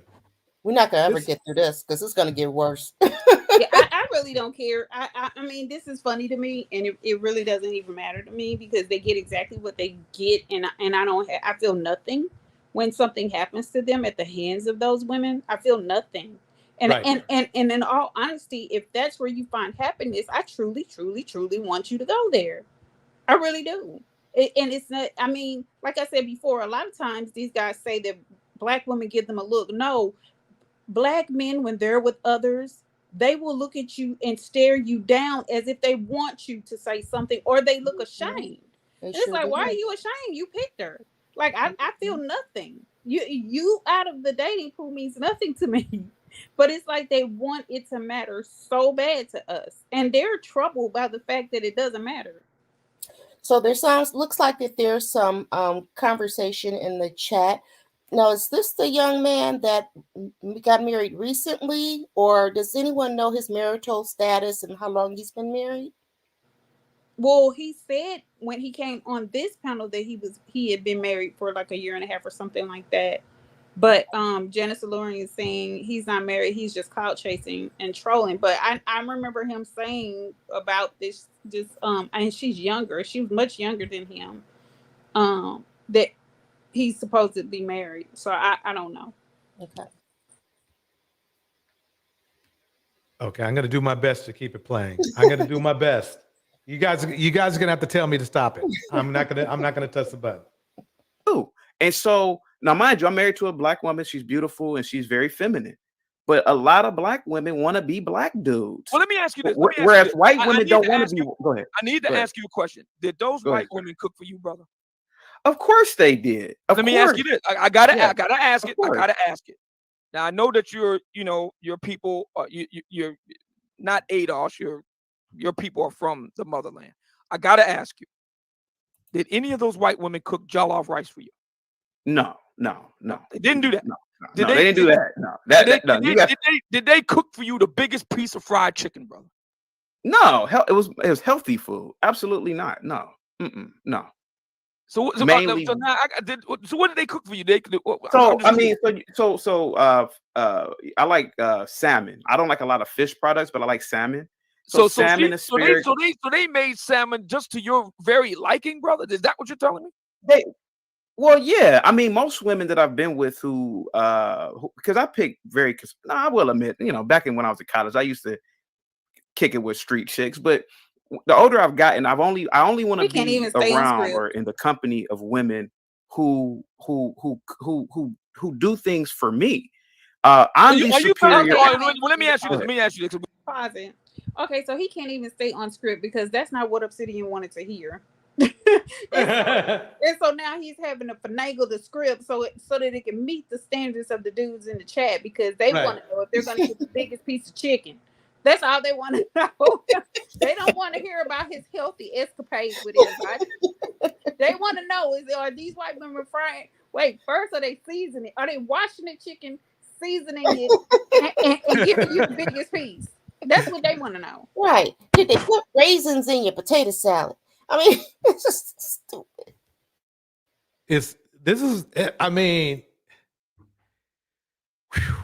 Hey, it was hard. I kept my finger off though. Okay, you guys, it's up to you. I'm not stopping it. The brothers have been we had another brother on the show that works for Pearl, and he said that in addition to the fact that he makes a very good money working for her, that woman cooked for him more than any other black woman in his life. He's from over in the UK. Jesus, stop. I gotta ask. He capping. Please take over. Take the wheel. He Take is the car. capping. There's no way in hell. Bring it up to heaven and put it back down on earth. This is Right? There's no way. She don't even look like she cooked. Okay. She don't look like she could order food properly. Like miss me with cooking. She doesn't even look like she knows what to order. Like, but come on now. Pearl cooking. Look at that woman. Does she look like? I mean, stop. That's a first. Okay, here we go. We're going in. Ask you, brother. Did those two white women smile at you? Of course, yes. Generally, white women and white people are generally positive, so they're smiling. Hey, how you doing, Bob? Hey, how you doing, Chaotic? Generally, black people and black women, of course.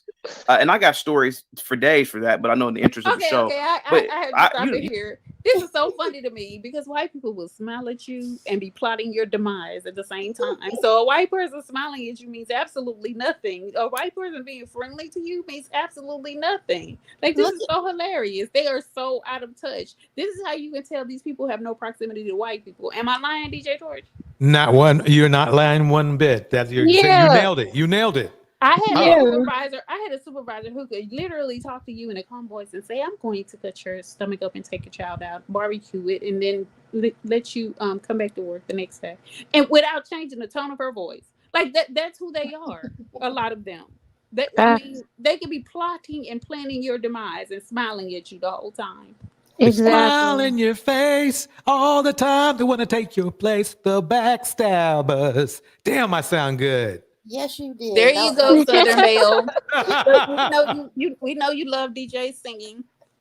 Look, real quick, this is so interesting because every time we see Pearly, she has a big old cheese-eating smile on her face. And if that's what's going on here, these guys cannot lead anybody because they weren't able to see what's happening right in front of their eyes and still can't see it. That's very true. That is true. You're right. All right. Welcome, Dante. Hey, everybody. How y'all doing? Doing good. Doing good. Okay. Let's see if I can get. Here we go again. Here we go. You wave to a black woman, she's ready to call the police on you. But a white chick. So you're telling me that the white women, you only dated two, but the white women that you dated in your life, both of them didn't give you a resting bitch face. Both of them didn't nuclear reject you. Both of them smiled at you. That's what you're telling me? I'm sorry, but he's married to a black woman. So what does that say? I mean, what does that say? He didn't find heaven. He didn't find the heaven that he said he found. Because again, if you find heaven with an individual, you don't let that individual go. This ninja supposedly found heaven twice and he let it go. So it leads me to believe that you're either of the devil and don't want something good. But the thing about it is, how can if it was from heaven, it must have been a fallen angel because he already said white women are of the devil. Did he not? Right. Yeah, he sure did. Yeah, that's interesting. That's a funny thing. So nothing turns out good right here for him. And I'll tell you why. Number one, he either cheated on the white women, okay, or the white women cheated on him, or they ghosted him because for their family, because people do that, okay, or it's one of those three. It doesn't look good for him at all. So for him to say he was in heaven in any relationship, to say you were in heaven, right? Mm-hmm. And to end up not with that person, what does that say about you? You're a fool. He's a liar. But let me read Monica's comment and say, if I were making $300K a month, I'd have my smile permanently tattooed for the manosphere. And I wanted to address this specifically because black men act as though black women don't have a history of being harmed by all demographics of men, but especially at the hands of black men and white men. So why should she run around smiling at the very people who are causing her pain? Right. Absolutely. That resting bitch face he mentioned is our protection, especially if you're in the hood or if you're in New York.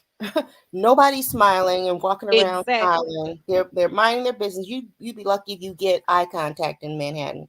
Right. And I saw a disgusting video, and the guy had to have been manosphere because of the way, or red pill because of the way he was talking to these girls. He was threatening them. He was threatening SA on the transit. Damn. I saw that. I swear. Did you see? Yes. At the train, like the subway or something like that. Yes. And he got on and the girl said she was going to record or something like that, and he was like, do it, I'll SA you anyway, and da da da da da da da da. And these were underage, and he's like, why did you bring up your age? Right. This is who these demons are. He asked her why, because she said, I'm a child. Why are you bringing up your age? You surviving R. Kelly type of female, and he didn't say female, he said something else. So this is who these guys are. So walking around with a smile on your face can get you harmed. Exactly. Sir, and not only am I telling you that, if there's people who are probably listening to you who went to college with me, I know there's a lot. Because all she has to do is pick up the phone and say some Negro is bothering her, and you're going down. Right. And it's that's a true fact because it's happened so many times. A lot of people who follow the Lapeef Network, and they probably follow you, who went to college with me. I went to a beautiful historically white college, and I turned in Blue Cousins in the chat. White college. A beautiful historically white college. What's crazy is all colleges, except for HBCUs, are historically white colleges. Like, what does that even mean? Is this a new buzzword? Is this a new talking point? What the heck? I don't know. This is a super cool. And then he said, Like, Yeah. that is like I've never heard that before. He's a historically white college. Every college is what? This must be a Black Republican talking point. That's beyond Black Republican. That's crazy. He had Like the that. audacity to say beautiful. Yeah, why you get on here and start promoting whiteness? You know, this is crazy. White college and the white, like, what the hell? I mean, Tam just did a show called Self-Hate just a little while ago, but it looks like we might need to have a self-hate part 2. I mean, we might have to break this down further because I've never seen cooning at this level for I mean, damn. Especially for a young man. Well, I don't know how old this guy is, but this is epic. He's in his 30s. Epic cooning. I mean, does he know how he? Never mind. Let me just play the tape. Here we go. That's my best friend in real life. He'll tell you. He has seen me turn down white girls because I used to be pro blackity black nonsense, Erykah Badu, Wakanda in college because I was brainwashed by African studies teachers. But there were white women who wanted. So now his mind is so weak that he gets brainwashed by teachers. Wait, and listen to how he said it, African studies. So he's one of these, we don't want CRT in elementary school, even though it's never been taught in elementary school. It's never been taught in middle school, and it's not being taught in high school. He's one of those idiots who believe that, CRT is the devil. Meanwhile, everything else that they're teaching, this is amazing to me. They want to take what they put in the history book out, because now they realize how detrimental and dangerous it makes them look. But they're the ones who put it in there to begin with. Right. Man, this is some amazing cooning. I mean, whew. Okay, here we go. To be with me in college, but I turned it down. Shit. Oh, stop right there. Stop right there. Okay, so now he's a hoe. Listen to how excited Obsidian is about this. Listen to how much glee is in these people's voices when they talk about white women. Like it's something inherently wrong with you if you just get off on somebody's skin color. Like, right. It makes you giddy to talk about a woman's skin color, and that just makes you excited. Right. This is crazy. I'm so glad I don't have that problem. Act Natural Under Pressure says the new OJ Simpson. And I think he's got OJ beat, though. I really do. I think he's got OJ beat. Cam said this is like an Living Color skit. Right, Camo. Hey, guy, is this the same guy that was on here the other night? Yeah, he was the one who was on the panel the other day. Yeah, same guy. Oh, my. I figured that, but damn, this dude is trying to become the highest ranking member of the Coon Illuminati. I mean, I've never seen a black, like this is what you've seen right here of a black man that is completely capitulated. He's completely broken. Right. The spirit is broken. It's not the physical. It's not even the mental no more. It's the spirit. He is in a situation. He's like that one black dude from that movie, Not Another Teen movie, when he said, "Hey, I'm supposed to be the only black dude at this party." You know what I'm saying? Like, he kicked the other black dude out. Like, this man, like, I don't even know what to say. The only You reason said a lot. Keep talking. the only reason I even came up here on this panel because I heard this dude talking. I said, "Okay, I want to say something," but I didn't know he was gonna go this far. I mean, this dude is so happy to buck dance for white people. And I've seen black men like this before, but for him to be on a public platform doing it, you know, it's one thing if it's just me and a small group of black people and somebody want to super coon out. That same person not gonna super coon out publicly. The fact that he's doing it, he on what's his name, Jesse Lee Peterson's level. He worse than Candace Owens. I've even heard Candace Owens talk about how she went through racial issues in her life and she didn't know what it was like to not know what her real past was. And she kind of went on a ledge saying that publicly, being a fucking coon that she is. But this dude, he's beyond it. I mean, this dude is like a super god level coon, like he's Super Saiyan or something. Like, this shit is stupid. I'm sorry, I didn't mean to rant. Yeah, like what the hell is wrong with this dude? He's a super coon. He's the head of the super coon illuminati. Yeah, the coon illuminati. Like this. I mean, I want to smack the shit out this dude. Let me calm down.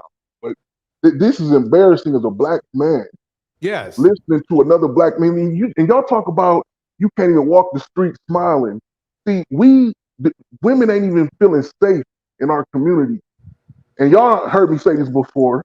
I don't know if y'all agree or not, but I think the men need to be the leaders.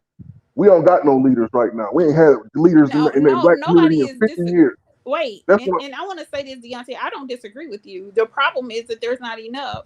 And there's not enough loud ones that want to stand up and be the leaders and gather the community together. So, no, I don't think people disagree with you. It's just that that's not what's being seen by and large. But that's the way it should be. Yeah, this is terrible. I mean, and he's But can proud you of this imagine shit. if these two guys, who's going to put these two guys in leadership positions? So if this is what we have to choose from, you know, in mass for leadership positions, of course we don't want them being leaders. This is how we got sold into slavery in the first place. Man, you know something? I hope he comes. I hope dude comes to the panel again. He probably won't because he knows we're on to him. But man, it would be so fun to chew this guy another one. But Janice says this: when Sugar Shay in Chaotic Truth made up and lied about Tommy, people was donating like crazy. People found out it's a lie and they wanted their donations back. Man, I don't know the lie. There's a story there.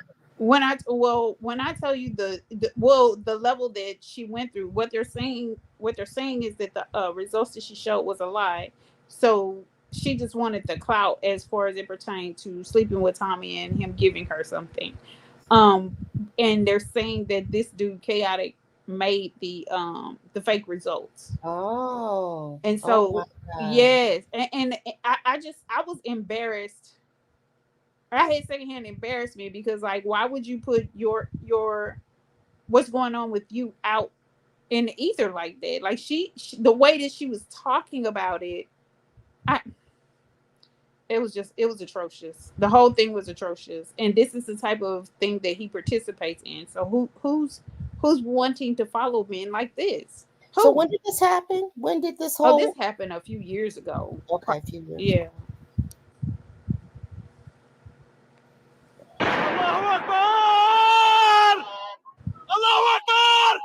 I can't believe it. I can't believe it. You're the second guy this week who has confirmed that them good Christian white ladies smile at you, cook for you, give you the biggest piece of chicken, cook salmon for you, the whole Magilla. I can't believe it. By the way, everybody in the chat, please pay attention to what Obsidian just said. He's just gonna add in the biggest piece of chicken, even though this guy already said that the woman didn't serve him chicken. He's just gonna throw it in there anyway because it suits his narrative. This how you know these guys are so disingenuous and they're lying. You can't get laid. Wait, can I ask DJ a question? Go for it. You know, I mean, I don't want to ask you a question, but I just want to say something. DJ, you know, why did you do that? You know, that entire video was about me. That the person you was talking about that made the video, I'm not even going to give the person clout, but you mentioned the video, and that entire thing was about me because of some stupid argument that I was like half drunk. The video self-hating black people. No, that No, wasn't that was about. Tam. No, that Yeah, wasn't. yeah, that was about because about the No. argument. This person has been like Okay. pretending. You can't get like no. Don't do that. But he wasn't talking about your argument specifically. He was talking just in general about self-hating black people. He wasn't talking about the panel that you went on. Nothing in regards to what was said or any of that. He wasn't referring to No, but that person made the video because of Okay. the argument we had. Okay. You know what I'm gonna do. You know what I'm gonna do. We are going to have a talk. You, me, and the other person. Okay. We're going to have a No, talk. I don't want to talk to that person. That No, person been no. stalking me. I'm just saying that that's why I'm not going to mention it again. But I was just saying that don't be manipulated by people who don't have really good intentions about something and don't really believe in what they say. But I don't mean to deter. I'm not going to derail a conversation. I'm just saying that video was about me. But I email you and tell you about it, DJ. Okay. Okay. All right. Bye. Okay. So let's read off. Okay. So King Lucifer, welcome to the chat, King Lucifer. Jesus, Obsidian be out here just buck dancing from Massa Pearly. Oh, I think he's wearing out his shoes already. Mr. Bojangles dance. Okay, play the video. Don't sing. I was gonna sing the chorus. Can I sing that part of the chorus? Okay, I'll play the video. And white women, because the two females that I was with one of them was Methodist, I think, like the real strict ones. So remember now, he could have married them, but he's demoted them down to females that he was with. Right. So he slept with these good Christian white women. Is that what he's saying? He ran through he ran through him some good Christian white women, basically. Yes. Interesting. Yeah, that sounds high. That sounds high value. And the other one was a Baptist Christian but yeah, it's Christian white women. Yes, they are beautiful. Yeah, it's like being in heaven. I'm telling you, man. It's like you ever watch the Marvel Cinematic Universe and you know where Thor is from, like Asgard? Yeah. It was like that. That's how beautiful it was being with See, these like niggas don't have any. You're telling me that the white women is like dating Lady Sif? Wait, say again. They don't have anything no range of reference except for something imaginary. That's how you know he's lying. Like if you're talking about an imaginary planet of Asgard from Thor, like please. Yeah, I bet both of us girls look just like Pearly at best. I'm trying to make it sound like the thing is, man, it's just crazy. It's just crazy. Let me keep it going. Oh, let me read this. Janice 2 or Luring says, that's crazy. He wasn't even speaking like that when he was on Sugar Shade Channel 3 years ago. Yeah, he's going off now. Lady who? That's Lady Sif from Asgard. Lady Sif. Yeah. Let me get Artie Will with the $2. Wait, now he doesn't even know what he's talking about. Exactly. He didn't. These bozos get exposed. They just expose themselves left and right. He writes, anyone having the name Supreme equals Lilith's children. Wow, that's pretty strong there. Appreciate you, Will. Be tall, young, and attractive with a $2 super chat. Wait, let me get my thing at here. I'd buy that for $1. He writes, the guess is right. Women only want men for hard work. Yeah. And men only want women for sex. And men Yep. only want women for sex. What's the point? Right. I mean, it's hard not to see it otherwise. When they say you men are the leaders because I messed up and it's all your fault. That sort of thing. Marcus in the building with the $5 super chat. He writes, white women set the trap because make her mad one time, then you Pookie versus Karen. Has that been your experience, brother?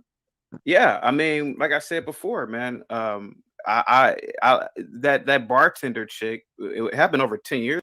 Wait, Wasn't the bartender chick black? He said it was. So what is he talking about?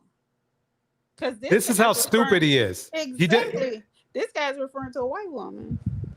Yeah. These people can't even follow the script. Like he didn't follow the script on The Biggest Piece of Chicken, so Obsidian just threw it in there for GP. Like Right. these people are hilarious. Any lie will do. Yes, Yeah. because they know that slow, low IQ audience will soak it up like a That's sponge. right. Yeah, didn't he say he had 2 masters? I don't believe him. I don't believe him at all. Yeah, oh no. This No. guy, number one, people don't even talk. If you're giving something like that, you're talking about what your credentials are. You're not just talking about obtaining 2 master's degrees. Right. Like, what are you doing with that, dude? Like, it's clear you're not doing much with it because you're roaming around YouTube all day long. Right. 2 masters should get you $200,000 a year. I mean, depending on what it's in, but he wouldn't be worried about being on here. So he's full of crap. Years ago, that was my last time I ever said that I'm going to have a conversation with a woman without having witnesses around me. Because those dudes didn't really mind what she said.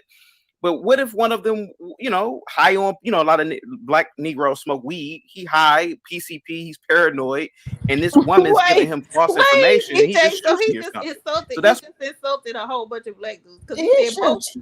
Exactly. He slips up pretty bad. He slips up pretty bad. God, this is hilarious. He's insulting them and they just eating it up. Oh my goodness. Yeah. When I decided, I said, you know what? When I'm dealing with particularly black women, there has to be witnesses and there has to be some sort of financial transaction going on. But he's saying white women though. He's saying white women are the ones that screw you up. No, never. even Obsidian had to correct him. In fact, I've made videos about the importance of the white Karen and the beauty of the Karen and how we should. What? And how, Oh my God, I can't. I'm with Deontay. Deontay, please speak. Please, just Oh, speak. Why did he even come to this channel the other day? Because I mean, he wanted to do what he's doing on this panel. Because he this thought is beyond. he thought he had some allies over here and he wanted to tell his story. See, it sounds like he's going around YouTube trying to defend himself against Six. So he thought he was going to do that over here, but when he started talking, when I saw him, I was like, this guy looks familiar. I wonder if this is the same guy. So I decided to ask the question to kill 2 birds with 1 stone about his heritage. And if it wasn't for Kitten and Caskets, he would have got by. Because she confirmed that this is that same dude. Yeah, this dude is terrible. And he's talking about when he said that the good Christian white women is like heaven. It's like, dude, you are done. And you know what's crazy is that I don't know, like I think I told you before, I don't know nothing about Obsidian. I came into the manosphere 2 or 3 years ago because of Kevin Samuels. After Kevin Samuels died, the whole manosphere dropped to nothing. They let a white girl take it over. Now they got black men fighting against each other over who should be protecting who. You got the women are having arguments with the dude Anton about how he protecting the white girl and all this. This whole thing is out of control. Now you got this dude up here who's married. He's married to a black woman, right? I wonder how his wife feels listening to this. Wait. Let me make this clear. He said he was married to a black woman. We don't have any paper. He can't be. There's no. I don't give a fuck. Sorry, y'all. I don't care how much of a coon his black wife is. There's no way she's gonna sit back and let her husband, and she's a black woman, publicly talk about how much he loves white women and how they have. That don't make no sense. Well, no. Yes, they will. Yes, it does. Because Anton's wife is sitting back listening to all the bull crap he says. Yeah, but Anton, I never heard him say, which I don't watch his stuff like that no more. Like after that shit happened with Pearl, because I was done with him even before him. But I've never heard him say that white women was heaven. Like, how can you say that and you married to a black woman? How can you say destroy all black women and start over when you have a black daughter and you have a black wife? So I agree with you. Yeah, no, I agree. Anton is off the chain.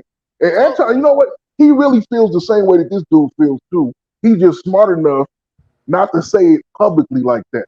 But when he gets emotional and flies off the rails and he loses his filter, as we all do when we get emotional, the truth comes out. And that's what happened when he went off the rails that day and said that black women is the worst enemy. I'm like, dude, are you serious? Like, I'm starting to think this guy right here is joking. Like, it has to be some kind of joke between him and Obsidian, right? What There ain't no joke? way Wait. Slow down. What do you mean? What was the joke? I'm saying just everything. I mean, at the end of this video, is he gonna be like, "I'm psych, I'm just playing" or something? Because this dude is like You're going really hard for expecting white that? people. I don't know. This is why I even came on the panel. I had to say, one, is this the dude from the show before, and two, why is he doing this? Like, the only black person I've ever seen do this hard was that dude. You know who I'm talking about? The guy Jesse Lee Peterson, the old black dude. Yeah, he's the only one. And I can kind of see where he would get that from, because he's from the old South and back in the day. He probably had that shit whooped in his ass since 1880 or some shit. But this dude, he's too young for that. Look, that's crazy. You know what this reminds me of, Dante, and I'm glad you're saying this, because you know I talked a lot of like on panels and stuff like that with Republicans, and they act the same way you do, Dante, because all they have been watching is that Max channel when it was in, but Fox News doesn't show their people being arrested or acting ignorant or lying. And that's why they don't know what is really going on. So just like you tonight, you're like, I can't believe this must be a joke. And just like yesterday, we were on a panel and I'm telling this guy that this dude put out a video, a manifesto talking about deleting all black women. And this is how you do it. And he called me a liar to my face. You know, he was like, you're lying. That's not true. All you women lie. And I had to post the link to show him that it was real. So yeah, these are I don't mean like your people, but I mean, this is what they're out here doing and it's real. No, I understand what you're saying. And honestly, I'm actually more conservative now than I was when I was younger. But So not from a racial Siobhan wants to know standpoint, how though. you got there. How did you get to the manosphere? Like, what made you be a part of the manosphere? I wasn't even a part of it. It was literally just Kevin Samuels. It was I can't remember what episode it was, what video. I don't know how it just popped up in my screen, and I watched it. And to be honest with you, I don't want to say it's like, okay, when I first saw it, I said, okay, this dude's cool. You know, I kind of thought he was kind of gay because he had like this effeminate type of movements and mannerisms to him. But I liked the stuff that he was talking about, especially when he was talking about the men. And I went back, I think I told y'all before, I went back and I watched a lot of his videos about the men while I'm watching the ones about the women. And this is when he's climbing. This is when he about at 400,000 or 500,000. But he wasn't even at 1 million followers. Let me say this, Deontay, you do realize that the counts on those videos are skewed because people weren't watching them when they first came out. People start watching them afterwards. Oh no, I know that. I'm talking about his subscribers. I noticed that the more popular he got, the more he started to turn the show from really talking to the women to just pinning them in a corner and just like being able to attack them because of the views. And I'm like, okay, from the business standpoint, whatever, you know what I'm saying? But after he died though, and they were like running around with chickens with their heads cut off, I realized like there was really nobody else the space really made no sense for real. I didn't agree with most of these dudes. Most of these guys are incels. You know what I'm saying? Like they got issues. They can't get a chick. They lazy as hell. They just like to hear black men bash on black women. And even with that being said, I told you before, I know that there's a section of women out here, black women, who have issues, and that's a detriment, just like there's a section of black men. But when they make it seem like every black woman out here is jacked up, and this dude over here is at the extreme level where he's just saying, dismiss all black women, somehow he got a black wife, and white women are heaven. Like, that just like triggered me, I guess. Thank you for sharing. Karen is actually good to her brother? Obsidian. You know why? You know why the Karen? You know why the Karen is good to blacks? I'll tell you why. In black neighborhoods, tell me if I'm lying, you will see Negroes walking up and down the street, littering, loitering. Back in the 90s when I was a kid, shooting dice. Black women, they didn't say nothing. So he was doing doing illegal acts, because I believe that shooting dice is illegal, correct? Wait, Mm-hmm. so he expected the white woman to come in the neighborhood and clean up the black neighborhood? Like I'm confused. Yeah, let's find out. Why didn't he do anything? But go ahead, play it. the same black women will call the police on some little black kids playing baseball in the street. Tell me I'm lying to anybody in the chat. But why You're lying. He's lying. He's lying. This is going to be fun. I think we gotta, I gotta make sure I write down some notes and put all the information in the content area, because this is another perfect example of why the red pill is just trash right here. white women, the Karen, she'll walk over to those dice playing, drive-by shooting, weed smoking Negroes and say, that is against the law. I'm going to call the police. So she is thinking about the future. She's thinking about the kids who are playing on the street. She's thinking about She don't give a crap because she is not in that neighborhood. You can miss me with that. White women, and that's another thing they say. How white people say about when they talk about equality, they won't even go into the neighborhoods that they're not allowed into. Right. So, so him talking about a Karen in the black neighborhood, that woman would get her head popped off if it was a black woman saying anything to these dudes. Right. Just like the guy going into work, he was simply going to get something to eat after he left from school. He worked at Waffle House, and he was going to get something to eat. And they had locked the doors, but they let him in because he's a cook there. He came out, and mind you, they have a window where people can order and still get their food. He came out, and the guys were angry because they couldn't go inside, and he was able to go inside, and they killed the boy. Yeah, that's right. I heard about that. But they're talking about a black woman that's supposed to put her life on the line to tell some hoodlums, to stop being hoodlums. Why didn't black men do it? Why does a black woman have to put her life on the line to tell black men not to do something that other black men should have been telling them not to do? You see how they want to put us they want to put us in a masculine position and then call us masculine. Exactly. They want to shift positions. And then not only that, I was going to say the same thing he's talking about.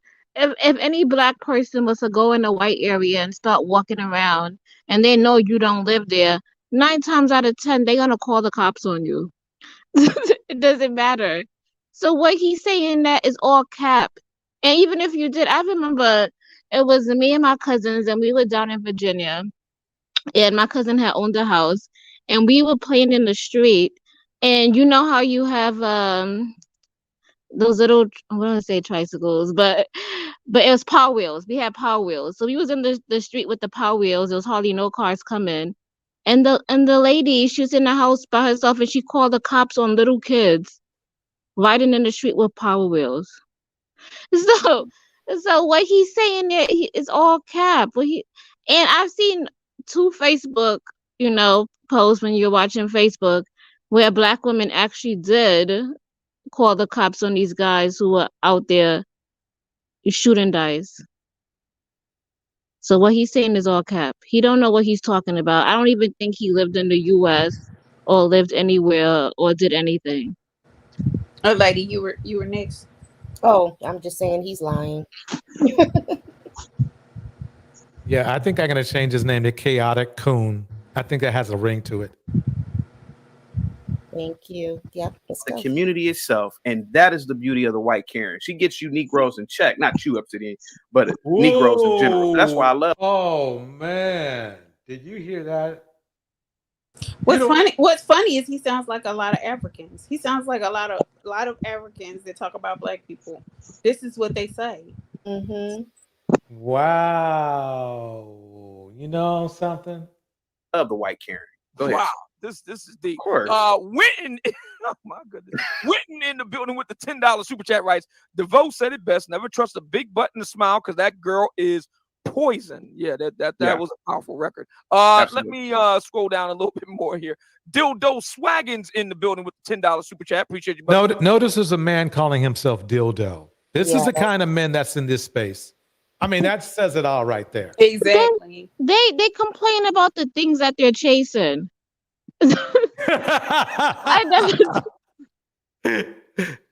Oh man, I am. You know something? Okay. Don't you do it. Just start the video. Just start the video. You thought I was gonna sing, huh? That's what you thought. You thought I was knew gonna you start had singing. some shenanigans. He says, on that interview, Pearl said men lead, women follow. She Yep. just understands men, not just black men. Yep. Women that call themselves queens and goddesses are insecure. Shows that they are losing, not good. They're evil. John Yeah. Paul. Go ahead, brother. You want to say something? No, I was gonna say women who call themselves goddesses or something dealing with some sort of spirituality. They're evil women. Like, you know, these are women who literally have an over exaggerated sense of importance, and they are going against creation itself. Women are not. I need to make this clear. I This know. is the I epitome. want to hear how he's gonna wrap this up, talking about going against creation. I'm confused. Okay, but I'm sorry. Let me just say this real quick. This is the epitome of cooning maximized. I have never seen this before. Believe it or not, this is the most I've ever seen somebody coon with my two eyes. But it's Me so too. treasonous This is the because most cooning ever. he's talking about Six the Goddess. So he's trying to destroy her career and turn everybody in this chat and all the flying monkeys against her. I just can't believe. I mean, I can't believe it. It's crazy. Not supposed to do that. Women are supposed to cook, clean, and take care of children. They are not supposed to be You goddesses. can't tell black women. Black women ain't That's trying to the hear that. truth. That's the truth. John Paul with the $5 super chat writes, "White women." You mean that? We knew that was coming. We knew this was coming. No lies detected so far. Quite honestly, this is a perfect spot to leave this right now. This video is 7 hours long, so it's been 4 hours. Let's go through last words, last comments. We can take as long as we want. We don't have to rush, but I think we've seen enough. I think we've seen it. I'm to my maximum coon toleration level right now. I need, my blood pressure's going up. You know. I was gonna say we can see the video that a lady put in the back. Let's see. How long is it? How long is it, that lady? I didn't. It should be only at 1 minute. I think I chopped it up. I think Okay. An A lady special. Okay, hold on. That's what I'm talking about. Okay, put it. I don't see it in the chat right now. But it might have been. It's in the back chat, DJ. Do you see it there? I don't see it on my end. Let me see. Okay, yeah, if you can put it back again, because It what is. happened? It's at the top. It's at the top. Did you go out and come back in or something? Yeah, I went out and came back in. Here, I'm reposting it right now. Okay. Got it. Yeah, I need a break anyway. I need a break from this. Whew. Okay. Okay, hold on one second. I can't remember if this is the one that I chopped up. It's so sad. You'll be able to skip through it. Okay, just tell me where to skip. This already looks weird right here, but here we go. Okay, go ahead and play it. Is that on? Very good. Hey, what's up, y'all, man? It's your boy, Big Time Messiah, man. I just kind of threw that name on there, man. Excuse me. I don't know where I'm gonna go with this channel. I'm just a dude with a cell phone. I just want to get my opinion. I'm a 38-year-old virgin, man. Screw it, man. I decided to go ahead and put my business out there, man. I'm a 38-year-old virgin. It's by choice. More than capable of getting laid, man. It's bigger than that, man. I decided I just want to go ahead and put my face out here, man, because there's this misconception nowadays, or me and a virgin, that we're all neckbeards, can't get laid, living in our mom's basement, things like that, man. I'm 6'4", 210. I work out 4 or 5 times a week, man. You just got to learn how to love yourself, man. I just really just want to post this out here, man, because I've been posting a lot of MGTOW videos for a while. I read a lot of comments, and I see a lot of young men out there. I'm a virgin. I'm 17. I'm 18. Okay, you can stop it. It's not going to get any more any better. It's going to go downhill. But the point is, this guy is one of those that's out here making these very derogatory videos and talking about women. If they are not virgins, also they are useless. You have to get them very young. If she has any children, she's useless. If she's had sex, she's useless. So this is another, I guess, another subsection of the manosphere we're going to have to keep our eye out for. So he's spreading a whole lot of disgusting, horrible things about women online, and you got young men who are virgins also, who are looking to men like him to guide the way. So just something else to keep in mind. I thought that MGTOW was on a watch list anyway. If anybody who's seen MGTOW is on a watch. You can't even put it in the comment section. Now, this was 4 years ago when he made this video. He's still making videos, and he may not be using the term MGTOW, but his videos are not good. They're bad. Okay, we need to keep an eye on him. Yep. So that's all. Okay, Camel says, DJ, can you please read the comments in his chat? Oh, okay, so she must mean in here. Okay, let me see. Did I switch it yet? No, not yet. Okay. Then, okay, I can't. One says, wait.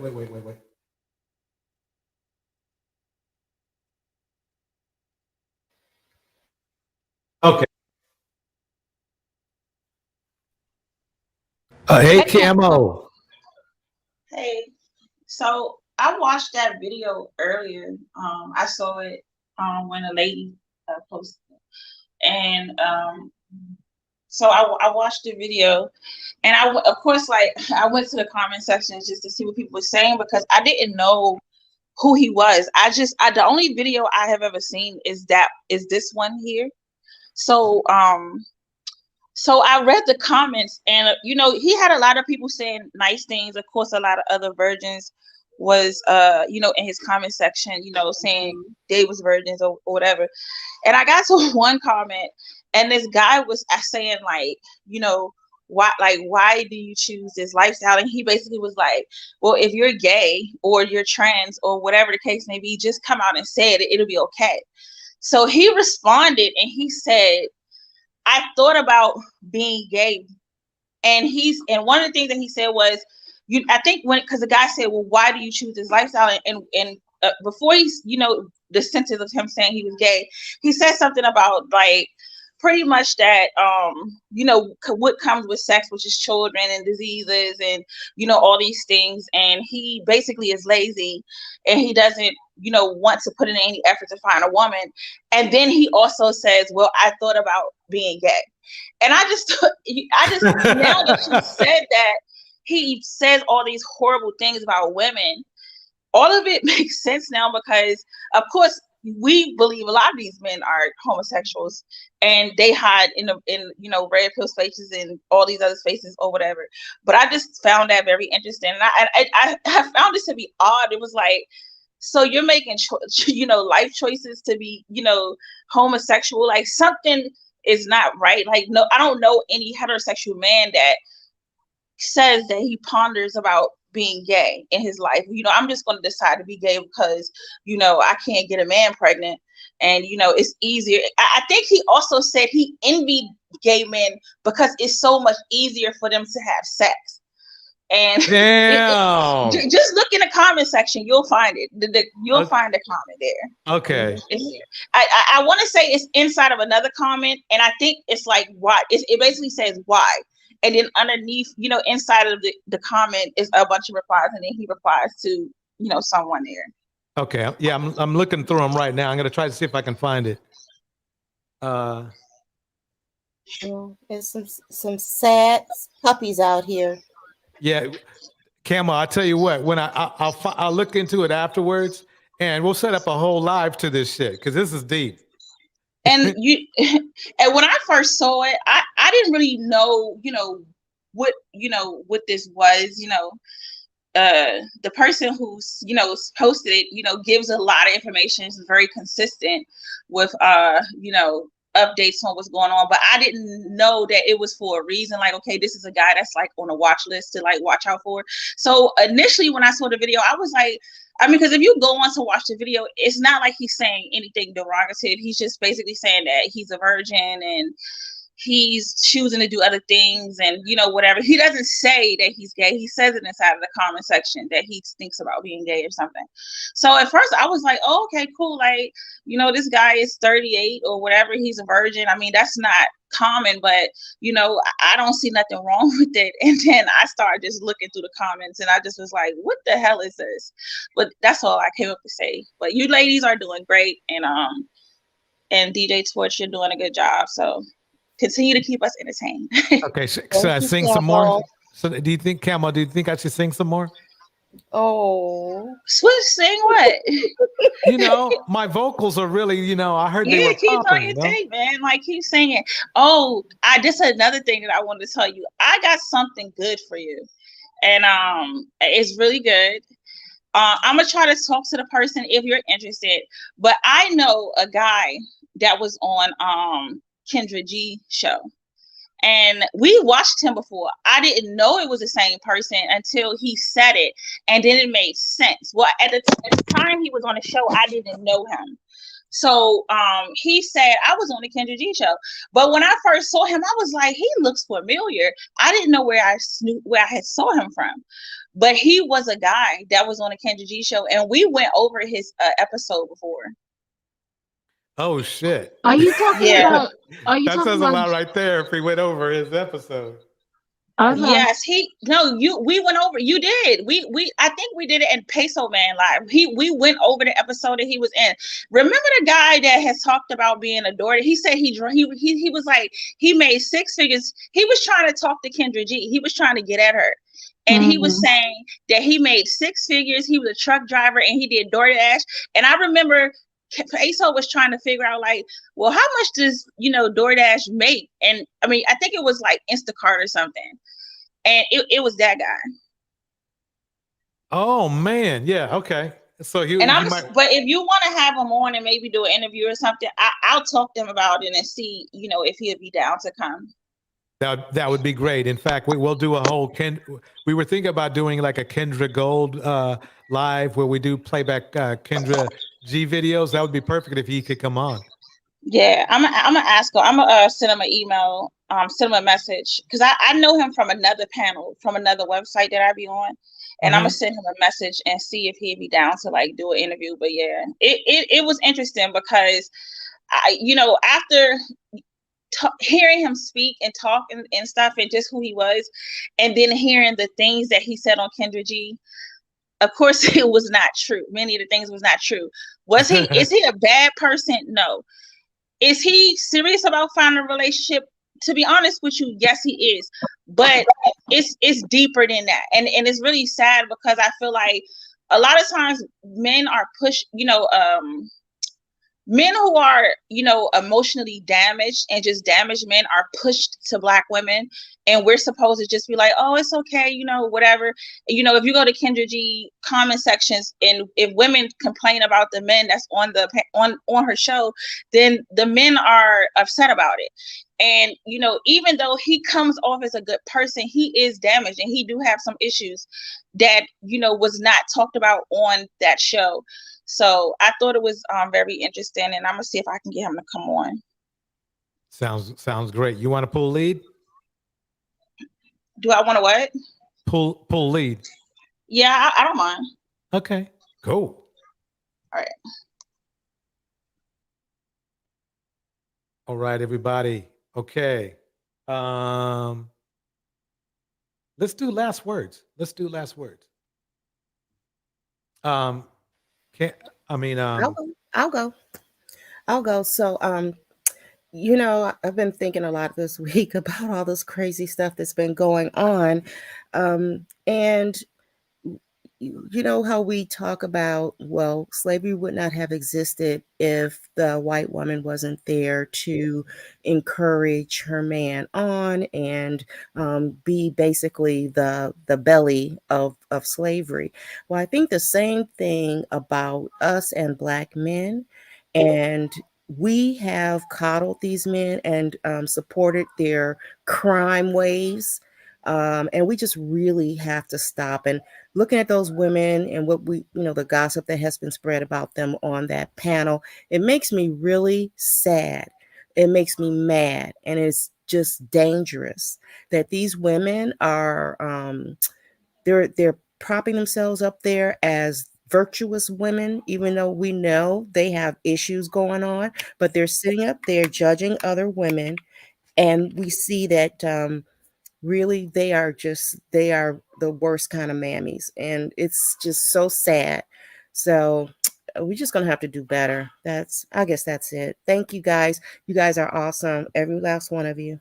Hey lady, thank you so much for your help and support and links and everything. Thank you. You too.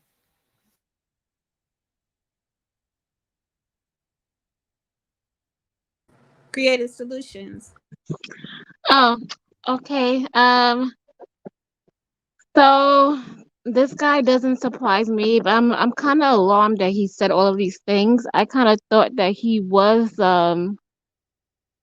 kind of pro-black, or at least came from, the motherland, and he didn't really think like this. So this really surprised me. Um, I am just disgusted, with the way he thinks and what he's saying. So again, he lost all respect for me in a whole different way. But I have had like a couple of encounters with him. Yeah, I'm gonna just say he's just misogynistic. But this is like a whole new level that I didn't even know about. So so that's kudos for that. Thank you, DJ Torch, for bringing that to light. And yeah, I think these spaces are changing and people are being held accountable, and what's in the dark is being brought to light. And I think these people who have these channels, they better buckle up. And that's all I gotta say. Well said. Deontay. Yeah, tonight was a huge surprise for me. Thank you guys for that.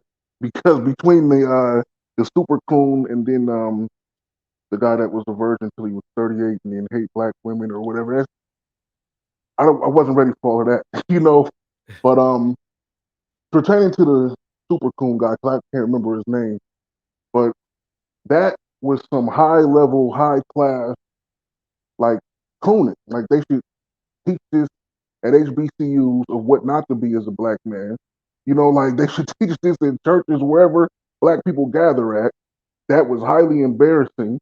And you said, DJ, you say that was a 7-hour podcast that they did? Yeah, that sure was 7 How hours. far were we into it when we stopped watching it? That was an hour and a half. 1 hour and a half. Serious? So they, yeah. So you telling me that they still had like another 5.5 hours of cooning to do? Okay. Yeah, actually 6 on the dot. It's 7.5 hours long, and we got an hour and a half into it. Okay, that is terrible. So I just wonder the isolation. He either has to have a huge amount of his family who feels the same way that he does, or he obviously is isolated from them, only surrounded by. I'm just trying to analyze it because that doesn't make any sense. And I know Coon, but they are not brave enough to really step out like that. Like it's. I think it was Jim and I was saying it earlier, where they do feel ashamed when they in public with their white woman. It's like they don't know what to do when they're around other black people. But this guy, nah, the super coon right there. I feel sorry for the most is his children, because they born into this world with a clean slate as every child is, and the manipulation that he's about to do to them is going to be terrible. But that's really all I want to say. But thank you guys for having me on here again. Thank you. Thank you for coming through. I appreciate your input. Okay, I need to remind everybody that actually Diamond Princess has a live coming on in just a couple minutes. So I'm going to put the link in the chat, just so you know.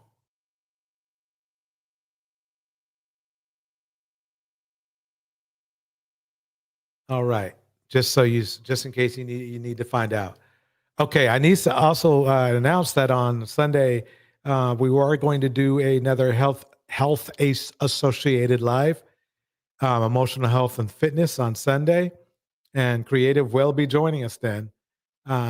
So if you need some advice on maybe some tips on being a little happier or being a little bit more healthy or eating healthy, check us out. Again, okay, so I think that's is that Gemini, do you have anything special to say? No. All right. So I think what I will do is in this chat with me singing, I think it's a treat that I need to really, bestow on, on my, on everyone in the chat. If you want me to hear me sing, go ahead and type a 1 in the chat. And if you don't, type a 0.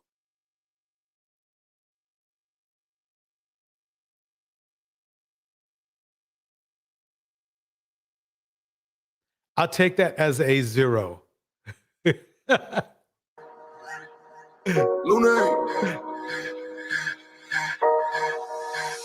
Money work. El mundo quiere dinero. Money work. Se arregla con dinero. Money work. Si me quiero educar, dormir en algún lugar, un lugar para trabajar, y si no hay para emigrar. Todo money, todo el dinero. Solo un par de gente se lleva el putín entero. Funny, pasa verdadero. Si tienen lo verde siempre llegará primero, pero llegaremos. All right, shout outs. O después, solo a lo suyo, que Dios todo lo ve, que por más que tarde lo veré caer. Somos más lo bueno y tenemos fe. El dinero ya lo veré, no vendo mi alma, lo lograré. Seré el más grande, no olvidaré de dónde vengo ni cómo voy. Money work, el mundo quiere dinero. All right. King Lucifer in the house. Big Cap in the house. Siobhan in the house. A lady in the house. Henry Mars in the house. Creative Solutions in the house. Hidden in Caskets, better known as Camo, is in the house. Big Cap. You can't get laid in the house. Siobhan. Gemini. Bucky. Samb0 Act natural under pressure. Monica.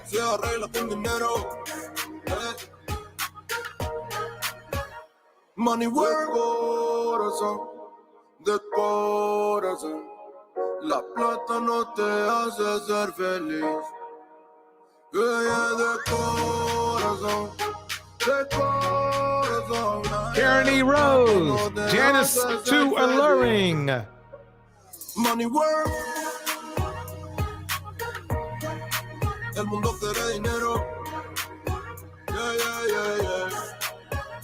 Money work. Oh yeah. Se arregla con dinero. Money work. All right, everybody. Thank you for coming through. M. Mills. Maya.